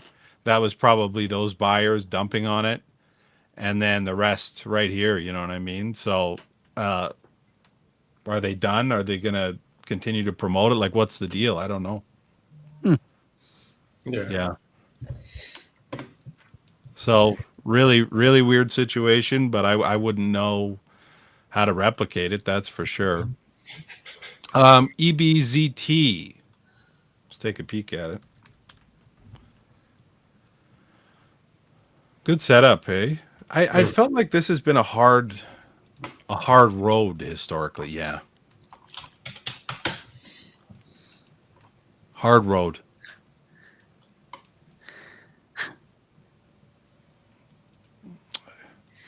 They had some volume today for sure, Yeah. but the stock chart does not look healthy at all. No, I mean it's all loaded up. Look at this. Right back. Wow. Yeah, I'm gonna pass on that. Phil is absolutely a bag, so we can move on from that one. We've heard your comments on Phil ever since we started this show. Phil is Phil? not a friend to you. Phil is the worst stock on the market. It's unbelievable that something like Phil constantly holds around like 7 to 15 or 20 million in market cap over years without coming up with anything promised. only dilution, like they are up to 40 billion now, but it holds. You have to imagine this. And we have stuff going on, like really good merger stuff, or companies with really good business, like real companies that cannot get above, like 5 million in market cap. And then you see Phil, and it constantly holds at like 10 or 15 million market cap. It's crazy. It's beyond belief. And, I mean, the fact that, yeah, have they delivered one thing they've promised ever? I don't think they have delivered one Nope. thing. I wasn't following it lately so closely, but when I did, they never followed through on anything. Never. And from looking back at all the press releases, we can close to safely assume that eventually we'll see them arrested for SEC violations in some way, shape, or form, if not Ponzi scheme, because they've talked about all the hype. I'm not trying to be a bad guy, but they talked about all the hype words and random press releases for a long time. And it seems to be whatever's hot for the moment, they'll try to get involved with, throw a buzzword out there and see what sticks. Yeah, I mean, and once upon a time they were, Saigon Pho Palace. They were doing a merger with a soup shop, and so it's really beyond belief. And I guarantee that they've never sold a bowl of soup either. They What do they also call have it? that They say diamond pho. mine, I think. Instead of pho, I guess. I don't know, but it's just a dreadful bag. There are a couple interesting ones in here, but I know people are very curious about some of the FinTwit notables, like Sync, for instance. Yeah. Which did pretty well over the last couple days. They had the tweet out that said that all the notes have been converted, and I got a message, a few messages from people saying, well, the dilution's done. It doesn't mean the dilution is done. It just means that the debt has been converted to shares, and now those shares are ready to be sold. So Doesn't mean they've been sold yet. that's right, and it doesn't mean they've been sold. So I think the thing with this one is, like, the play here is not the expectation that dilution is done now. The play here is that Sync has said that they, moving forward, will be, if we can find it, that any type of capital raise they'll be doing moving forward will be at the market only. There will be no more toxic debt issued. That's true. And so that's a really nice commitment from them. And so the question is whether or not, retail, and obviously you got to take everything with a grain of salt, but if retail were to soak up a lot of this selling now, and then any future capital raising they're doing is at the market, there could be a really good move here in time. You know what I mean? And so that's the play. And so for me, just to use like a MACD oscillator, and work the price action as opposed to trying to decipher the tweets and stuff, really, to me, seems like the way forward. And you could see here, that's how I've been working it, and have gotten most of the moves on Sync, and was able to do pretty well so far. So that's the plan there anyways. So every time it crosses, Yeah. you buy a small position, you let it ride, you pull out as it starts to cross again. Yeah. And you can see, I mean, generally it's pretty much gotten you the top and bottom each time almost. So, that's the thing. And so guys are saying, well, what do you decipher from this tweet or whatever? Listen, if they finally run out of shares to sell and this starts rocking, you can hope that someone tweets about it, or you could just say, okay, this price action's getting hot. It's crossed on the oscillator. I'm going to pick it up, and then I'm going to draw a line, and I'm going to say stay above it. And if it goes below it, I'll cut it off, and then I'll do it again next time it crosses, as opposed to farting around. You know, and so very good move so far since they announced that the final conversion is done, and now the test is whether or not they want to level up here, and so I guess we'll see. So let me ask a technical question on the trading aspect of this. If you make a line and it crosses the line, you're like, okay, as long as it stays above this, I'm gonna hold it and see what I can get out of it. What's the best way in that situation to handle it? Can you put in a good till cancel sell order at a certain price, or do you do a stop loss, a trailing stop loss, or like how is it that you would set it up, or is it something you need to watch all I throughout think the day? I think if it was on the Nasdaq, I might do the trailing stop or the automatic stop. But on this, like sometimes things come down on very, very, very low volume. You know what I mean? And you can see like these candles here, like this one here. This got nuked from 19 to 16 on a 5 minute time frame and you can see at top left, 83,000 shares. Which is nothing, yeah. It's nothing. So, you can get shook out pretty easily that way. So I usually like to just keep an eye on it. And like if it's going down and it's getting dumped, then, maybe I'll Get out. stop out. Or if it's just regular amounts of volume bringing it down, I might stop out. But if it's something like this, yeah, I might go, you know what? I'll play it by ear. But, right now in with the OTC the way it is, slower and less liquid, um, using an automated stop is a real kick in the pants if you do it wrong, for sure. Yeah, on the OTC, I would really advise against stop loss orders. I mean, you can do that on the Nasdaq, but on the OTC, I mean, just take this one. It's also not, because there is the misconception out there. If you put this a stop loss in at, for example, 17, I mean, you don't get 17 then, then it hits 17, then your stop loss gets, you could get filled easily at 15, and sometimes it's just a market sell. It's up to 19 like 5 minutes later. Yeah.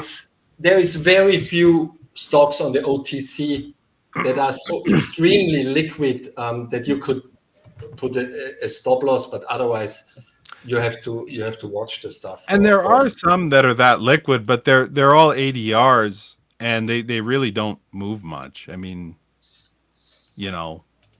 Yeah, I never use a stop loss on the OTC. I don't think I've ever used one in 20 years. No, I don't find any need for it. See, this is the type of education and learning people need to hear, because there's a lot of people now that OTC has a little bit of excitement going on that are looking at trying to dabble into this, and they put a few $1,000s into a Moo or Weeble or whatever, and they start trying to trade these lower price stocks, or even Schwab or Scott Trade or E-Trade, whichever one it is now. And this is really important information. It is. It absolutely is. So, there it is. Anyways, so Sync doing pretty well, and we'll see if they can keep moving here. But there is a lot of passion for it on Twitter for sure, and they could. I mean, they could really bust a move here if that selling finally subsides. Yeah, and some people argued lately that there is way too much selling going on for the amount they had notes. But I looked at that a little bit closer today, and it's totally in line. You had, like, in the last few weeks, you had 250 million shares converted on the DTC, and the last like 25K is still not updated on the DTC. So we will get that. So we will get another increase soon. And if this is another like 100 million or something, or like 70 million or whatever, I mean, then you have like 300 or 350 million shares converted. And if you look at in the last few weeks since that happened on the volume, it maybe has like 7, 8, 900 million, and that's perfectly in line with because you have to have at least in what's like 3 times the volume what the note holders sold, because there is a lot of traders and scalpers and everybody else in there, because people think they converted 50 million shares, so why are they still selling when we have 80 million in volume, But well, and it's the other mistake people make is when they said that the note is worth $12,000, people calculate in their head $12,000 of shares at this price, which is not the case. I mean, that's the next thing, that obviously we always have to give out. They always have to give out way more shares than we think, because the discounts are so big. But even if you have a fixed number, I mean, if they convert 50 million shares, you need 150 at least volume in the market to have a chance that they are out of the 50 million, because there is so much double print volume, mirror trades in the OTC. It takes a lot of volume, and way more than people think. And then people get impatient because they think they are dumping more, but they don't, Yeah. Yeah. So that's sync, and we'll see how it goes, but not bad at all. Mazen is an interesting story. So pretty good volume today on Mazen. And this was the old, what was it? A real nasty one. Clickia. Remember? Yeah. It was the old Clickia. And a lot of volume on this today, shockingly. Oh, yeah. But really, I mean, with them, we've been here before with them, where they said they were getting into this this business of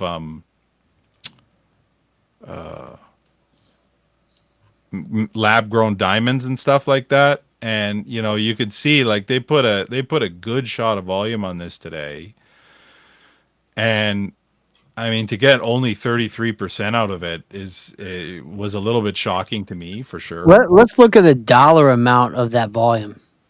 Yeah, I'm just pulling it up here. I mean, okay, so everybody watching this will give you a good, clear 125,000. That's $125,000 in volume, and we're only able to move 33%. I mean, what's their share structure?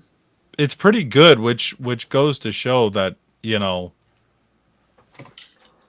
for it to pull that type of volume, and like 186 million in volume.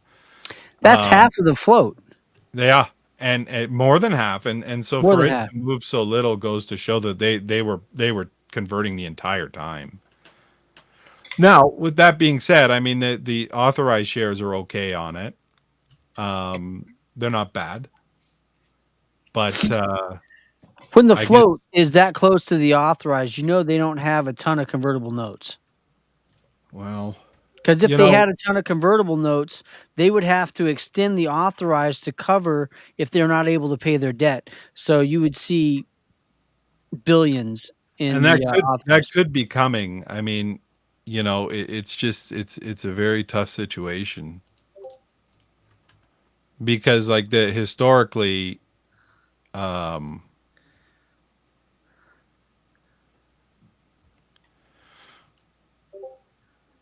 yeah, they have a good amount hanging out there, and then you could see here that the amount of outstanding notes, 300,000, 25,000, 200,000, another 300,000, 200,000, and so I mean, shares or money. That's dollars.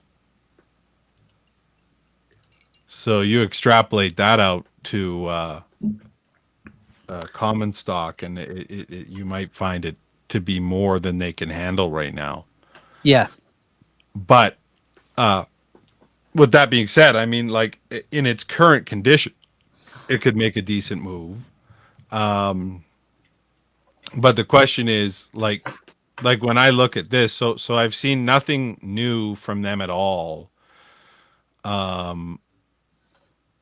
in terms of official releases. Does the company have an actual Twitter account?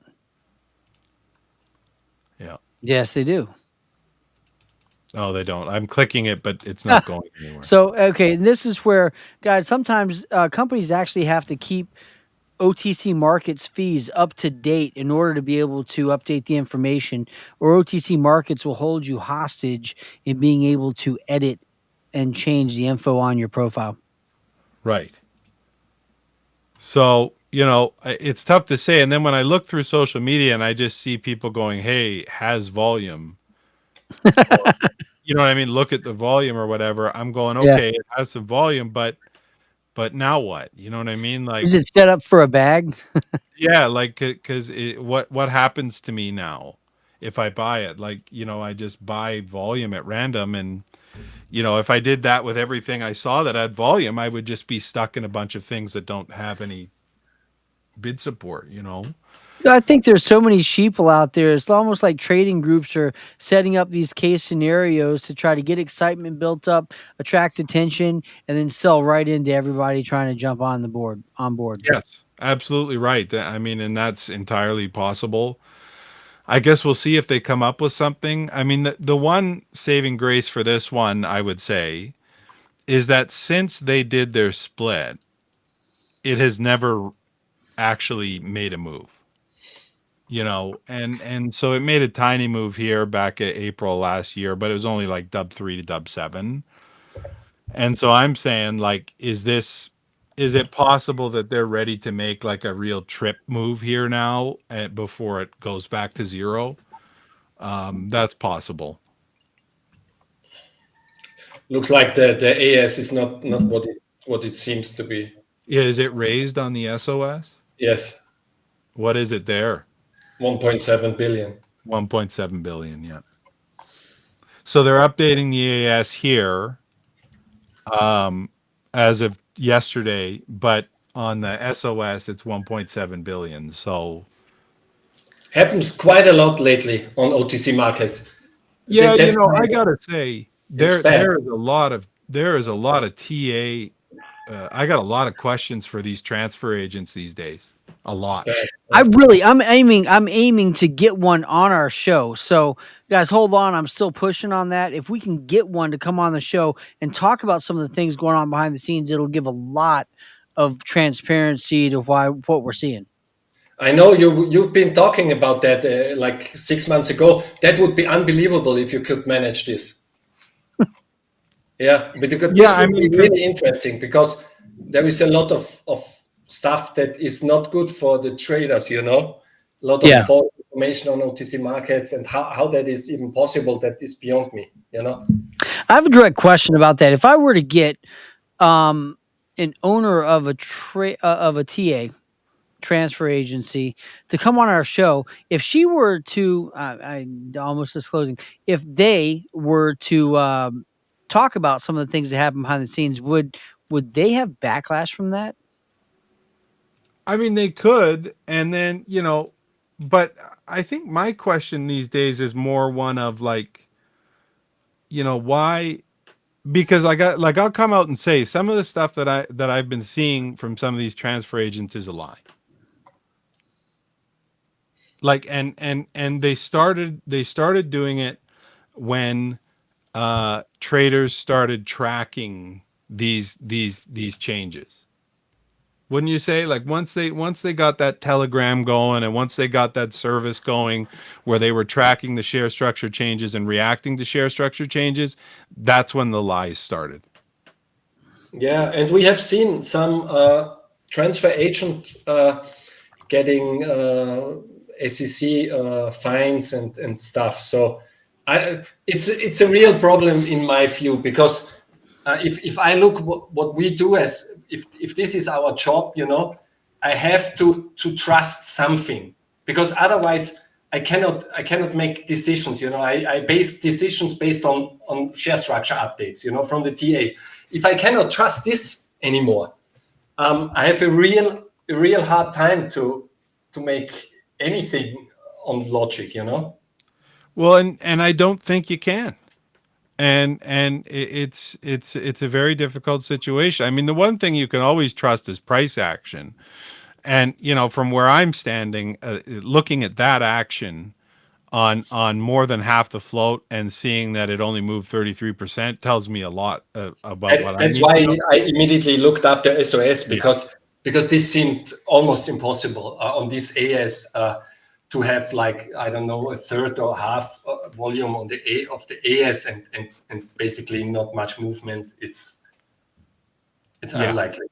It's really suspicious. And so, I mean, but I think you and I both know, and Josh too, most retail traders who are trading securities at this type of a price don't use a chart. Probably, yeah. They don't. And what they know of a chart is from some charlatan that acts like it's a crystal ball, which it isn't. Not an And OTC. It's not. nope. And so, uh it's a historical record. And so it's a very tough situation with TAs lying, and they are lying lately. And I don't And know I what to don't. do. I'm not even sure So, if would you say lying or withholding information? what is, maybe the problem is that the SOS is not getting the information out to the TA. Maybe that is the case. In this particular case, for example. Otherwise, why would they still show? It seems the TA hasn't gotten the update from the SOS. That's Right. what it, unless you think the TA lies on purpose about the AS. So I know this personally from actually having a few TAs as clients when I did press releases and financial formatting. Obviously, the TA is not going to put out financials, but they did tons of press releases through me, and I became good friends with one of the owners of a TA because her dad was the CEO of a public company, and that's how I got the account. But Mhm. sometimes they're gagged by the client, and they're told by the client what they can and can't disclose. So sometimes you won't find an update on OTC markets on the float or restricted or information, but they'll update something as simple as the authorized and outstanding. So they'll update some minimal information, but all the rest of it is left in the dark, and they're gagged in that response because they're held accountable to their client. So Yes. I don't want to blame And completely the TA. I would more so say there's a lot of companies trying to pull shady shit.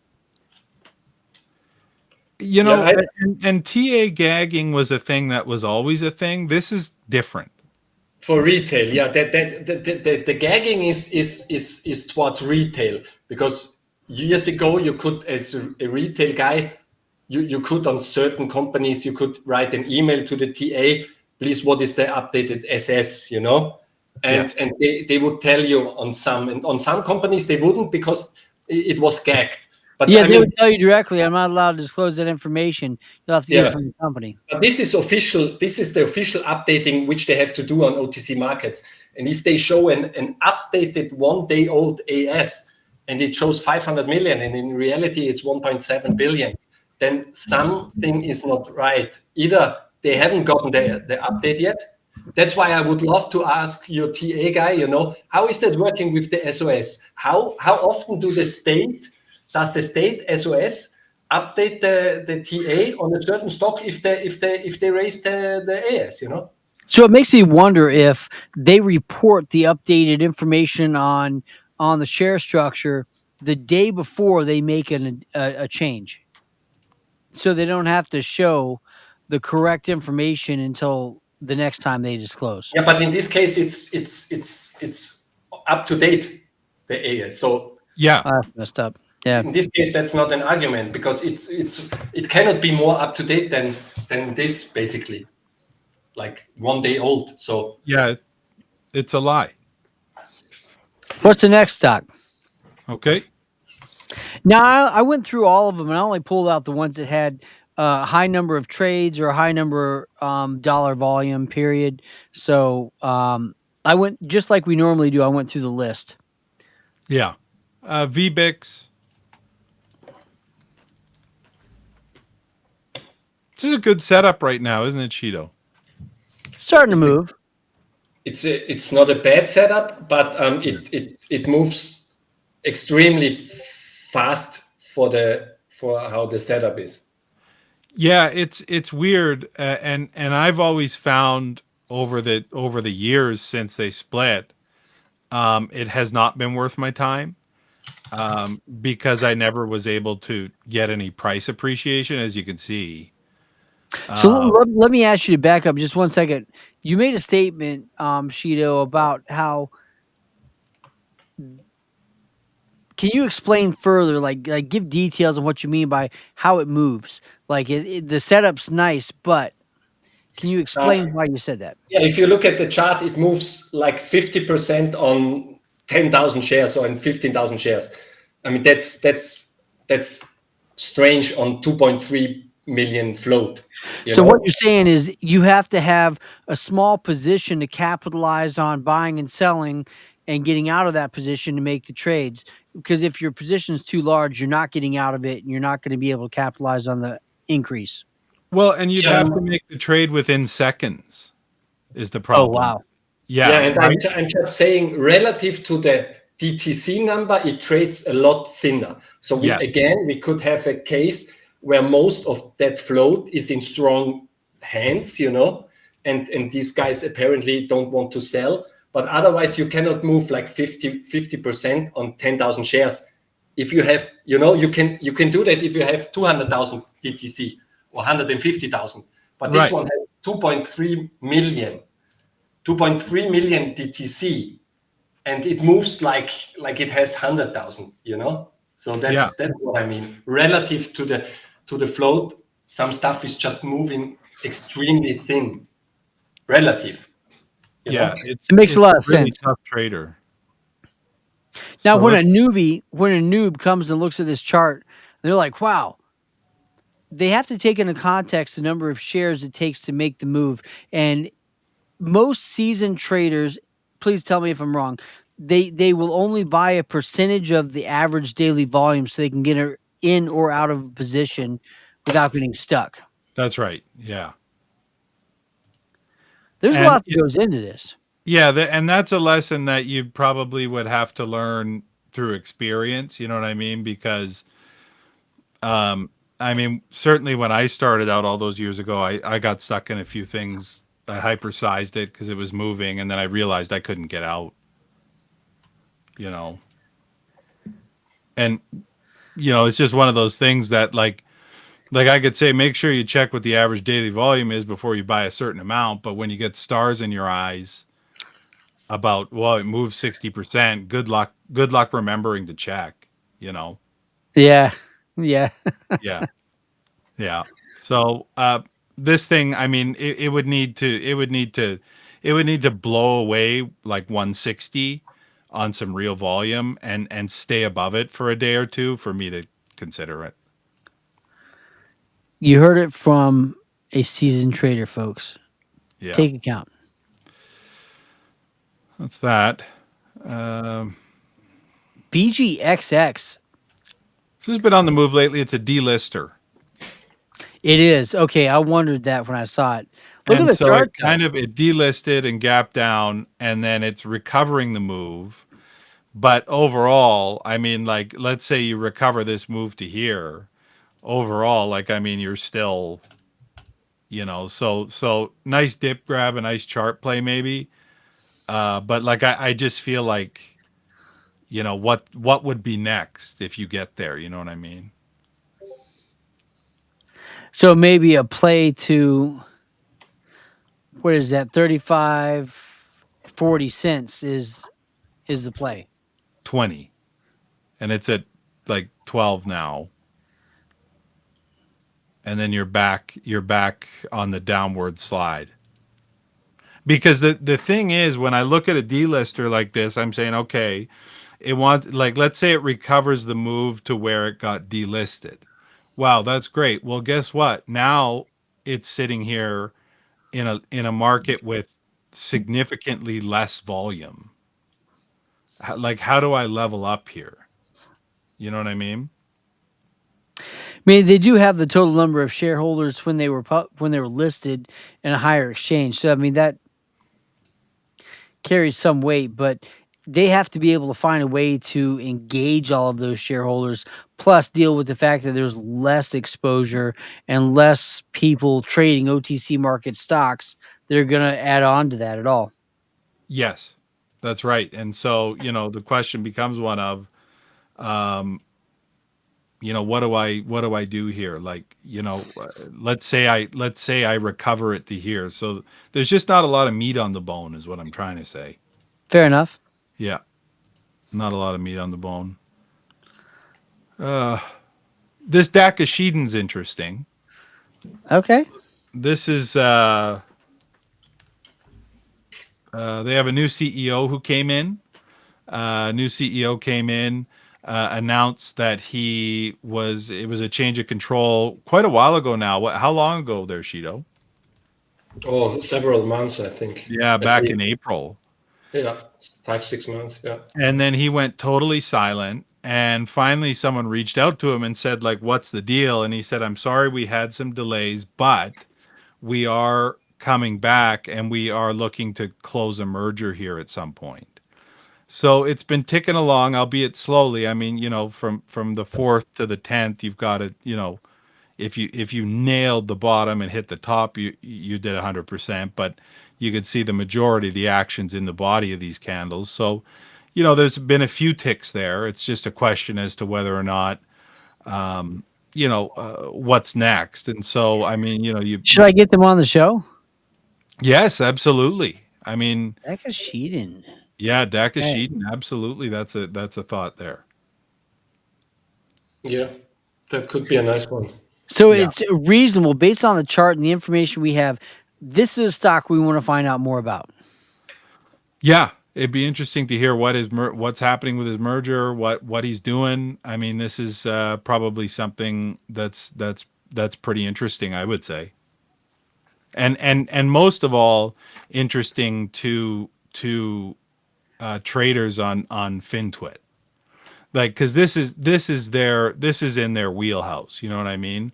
As where something like that like this VBEX or the BGXX, they really don't care so much as where like that Dakishiden, like that's something that I know that most folks on FinTwit would have a keen interest in hearing more about for sure. I'm not seeing an actual Twitter account for the company. Does it show one No, on their profile? let's take a look. I don't think so. This guy is new in the door. I'm gonna be all over this like white on rice. It's Yeah. gonna happen. Yes, No, please. I'm clicking it. Here we Come go. on, come on. When's the Yeah, last post? Whitechapel, USA, right here. It is there. Yeah, Chapel, USA. I got a website here. Doesn't work. Oh, no, they haven't. Oh, we're on this, baby. I mean, we're on this. Yeah, Chapel. yeah. Health and wellness company dedicated to enhancing the well-being of its customers through high-quality products. Are they a weed company? I'm not sure what they are right now. They had weight management, but that's before the new CEO came in, so I'm really unsure. Yeah. Yeah, I think they want to bring in something new. I don't think that they have much going on right now. And I mean, he said he's working on something, so I guess we'll see. Yeah.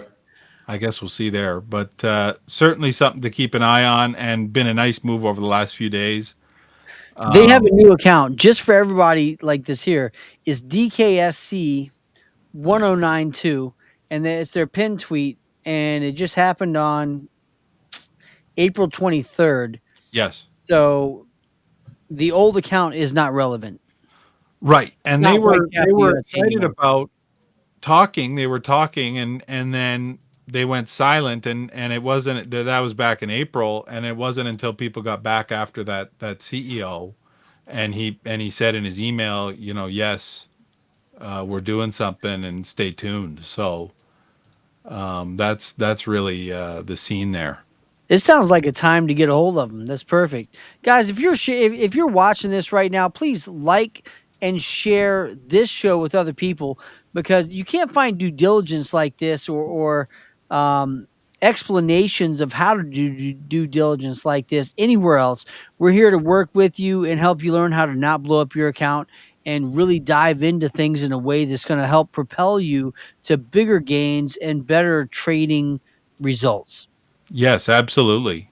And I mean, these are the things you got to watch for. So Dak definitely one to watch over the coming days. And if we were to hear something from that CEO, that could be really amazing for sure. Absolutely. This Yuka's an interesting story. I mean, they're they are a company that's newly into this ticker that is getting into youth and wellness, like youth centers. So if you wanted to, you can see here it's they're acquiring these youth centers where people go to. I don't know what they do. Get younger, like they do skin treatments and platelet treatments and all that type of stuff. This Yuka, and they're kind of new in the door into this ticker, and it's made a couple of okay moves and then got sold off again. And and it's revving up again, and dare I say, I mean, they're trying again. So I mean, there's made a great move the other day. There's a chance that they level up yet again. Yeah, I mean this one. I bought the sell off. It's still only. I mean, obviously they have been diluting here and there lately, but they've been running it up, then dumping it down all over the place. But still only 12 million DTC, which is relatively. Yeah, and that's the thing. Like this selling, like this looks extreme, but it's really not. If you look at the numbers, it's just that there aren't as many people out here buying stuff, so it looks like extreme Yeah, dumping, and it's really exactly. not. So, uh, Yuka, absolutely one to watch, and it'd be interesting to hear from that company for sure. Yeah, I Um, just DM'd the new account and told them very directly we'd love to have them on the show. We want them to be able to set the record straight and address some of the concerns that people are talking about because people thought that the what did it say? Like one person even said, "Why don't you tell everyone the merger's been canceled? Be honest." And they're like, "Look, very directly." DKSC said, "Nobody lied about anything. Take a look at who's been selling shares. Certainly not the company or insiders. It's mainly speculators." So I want to have them on record as to what's going on and find out and give the new CEO a voice. So I've made the connection. We'll see what happens. well, I think it's a very interesting idea, and if he were to follow through, it could be a really good move. So definitely one to watch. Definitely one to watch. Let's keep moving here. GAHC. This is a very interesting company. They Eight they're in. trades, eight I know, trades on the day. I know, but hear me out. They they're actually into voting machines and voting booths, and Oh crap! and they've been involved in In over 80 Canada or in the U.S.? U.S. Are they still doing that, Pat? I understand them to be. Okay. We'll double check, Either but I'm side's going to be crazy. pretty sure they are. And so what's so interesting about it is that they're sitting here. Yeah, they entered into a amended purchase agreement with Election Services Solutions. Um,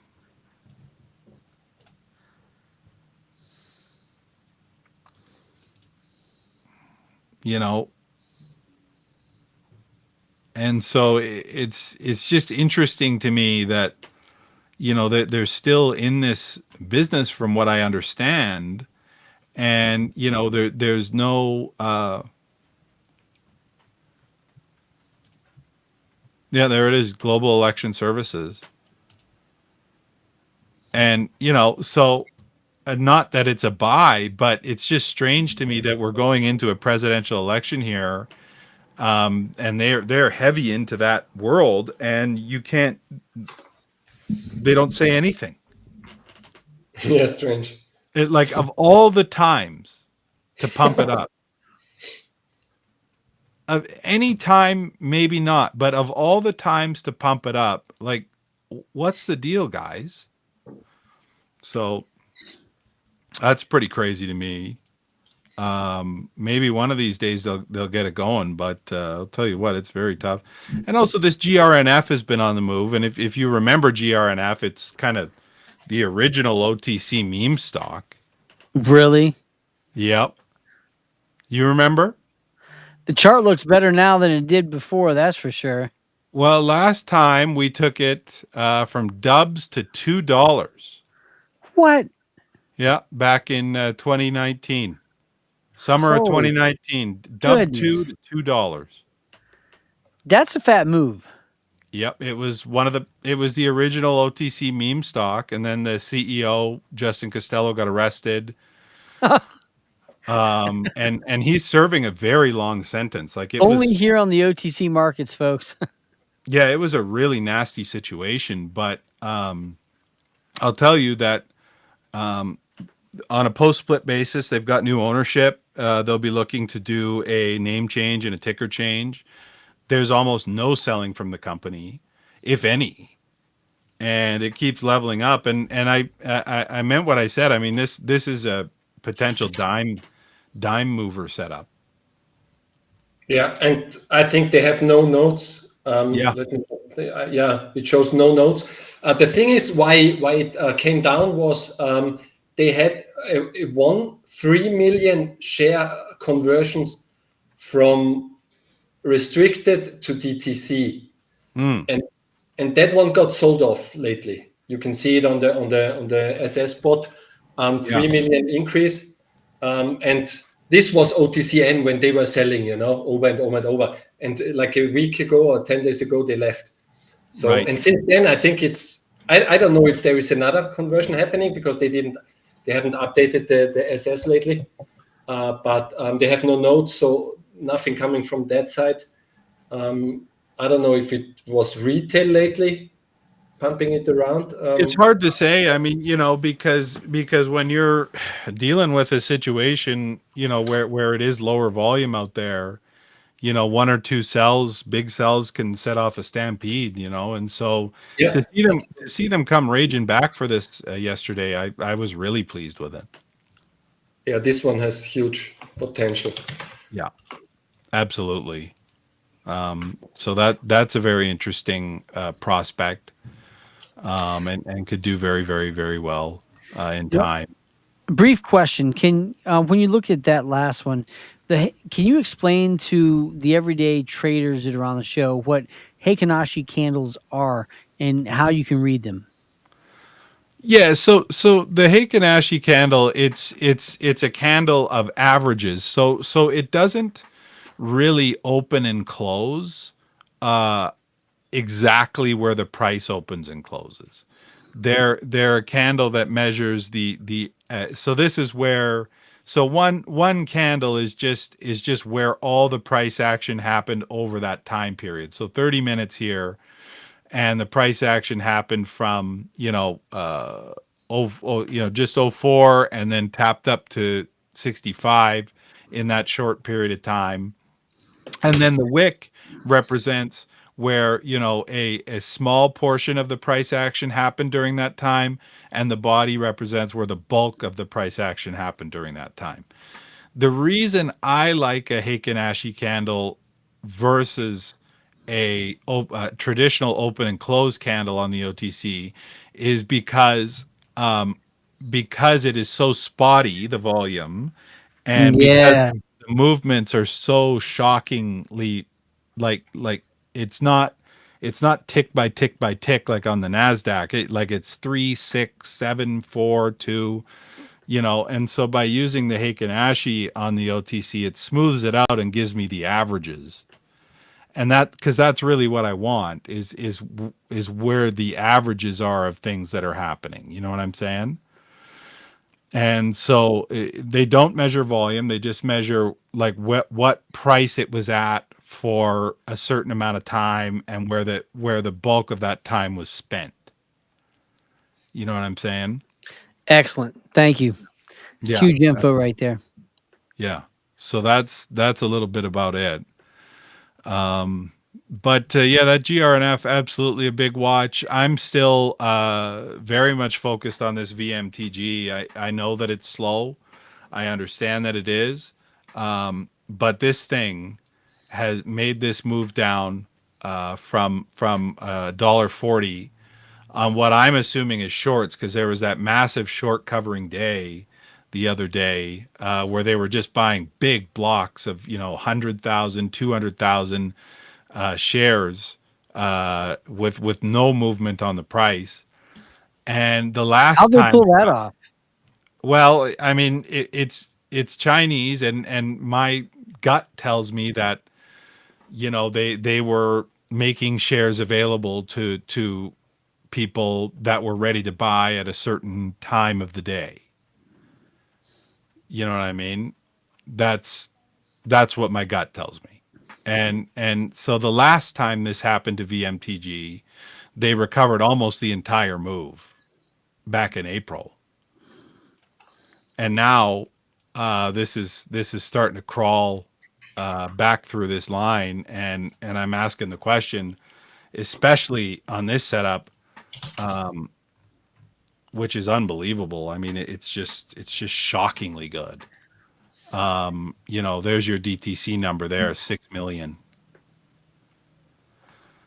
So you start asking the question, are they going to do it all over again? And my gut tells me it will, and it'll be when people are sick and tired of it, and it's not going to work anymore, it's not going to move anymore, and that'll be the moment where it finally lets loose. So I'm continuing to work on this.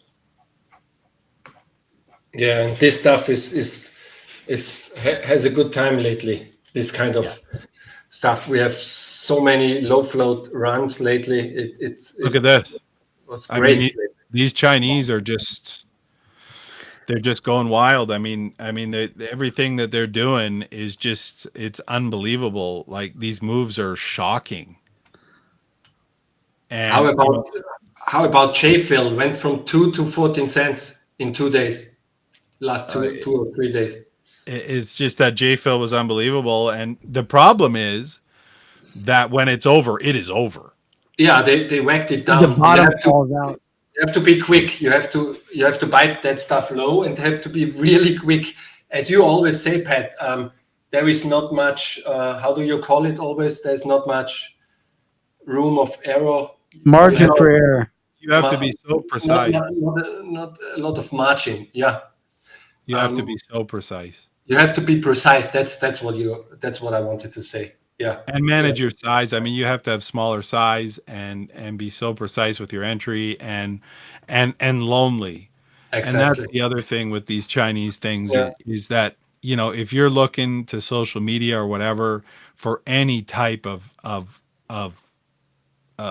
I don't know, what do they like, camaraderie or approval or even just to see someone bull post it and be like, hey, okay, I'm in a good spot. You're not gonna. It's complete silence. It is London, yeah. Always been, yeah. And even if you're there and it goes to the moon, no one cares. Like, it's just a private success. Yeah. Yeah. It's not like, damn, wish I had that or whatever. Like, no one would have even wanted to trade it. Like, right? Yeah, very few. Yeah. Yeah. So it's a tough business, these Chinese, I'll tell you that. But overall, it's a little low on the volume out there, but all it takes is one. I'll tell you what. All it takes is one. Yeah. No, it's been a little bit quiet, but it's been okay lately. It's okay. Can't complain about it, but obviously it's always possible that it can get much better, but yeah, it's not the worst for now. Not the worst. Yeah. So that's what we got, Josh. Ladies and gentlemen, we've had an amazing show. We've talked about a lot of stocks, but this is not possible without interest from our viewers. Thank you so much for following us on YouTube and growing our account. Please share this with other people. We're at just under 150 followers. We just started our YouTube account recently. We're all here on X to be able to communicate with you guys. We answer direct messages, and we want to know from you what stocks you're looking at, what stocks we should dive into due diligence on. So follow us at JRC Stock Talk on Twitter, or JRC Stocks, or Shido_74, or Kiko Stocks on X, and engage with us. Let's do this. I mean, we're going to have a lot more great companies coming on. I can't wait to talk to you guys about it. So please stay tuned. We have more companies coming your way very shortly. Thank you so much, and I hope you have a wonderful and blessed night. Thank you.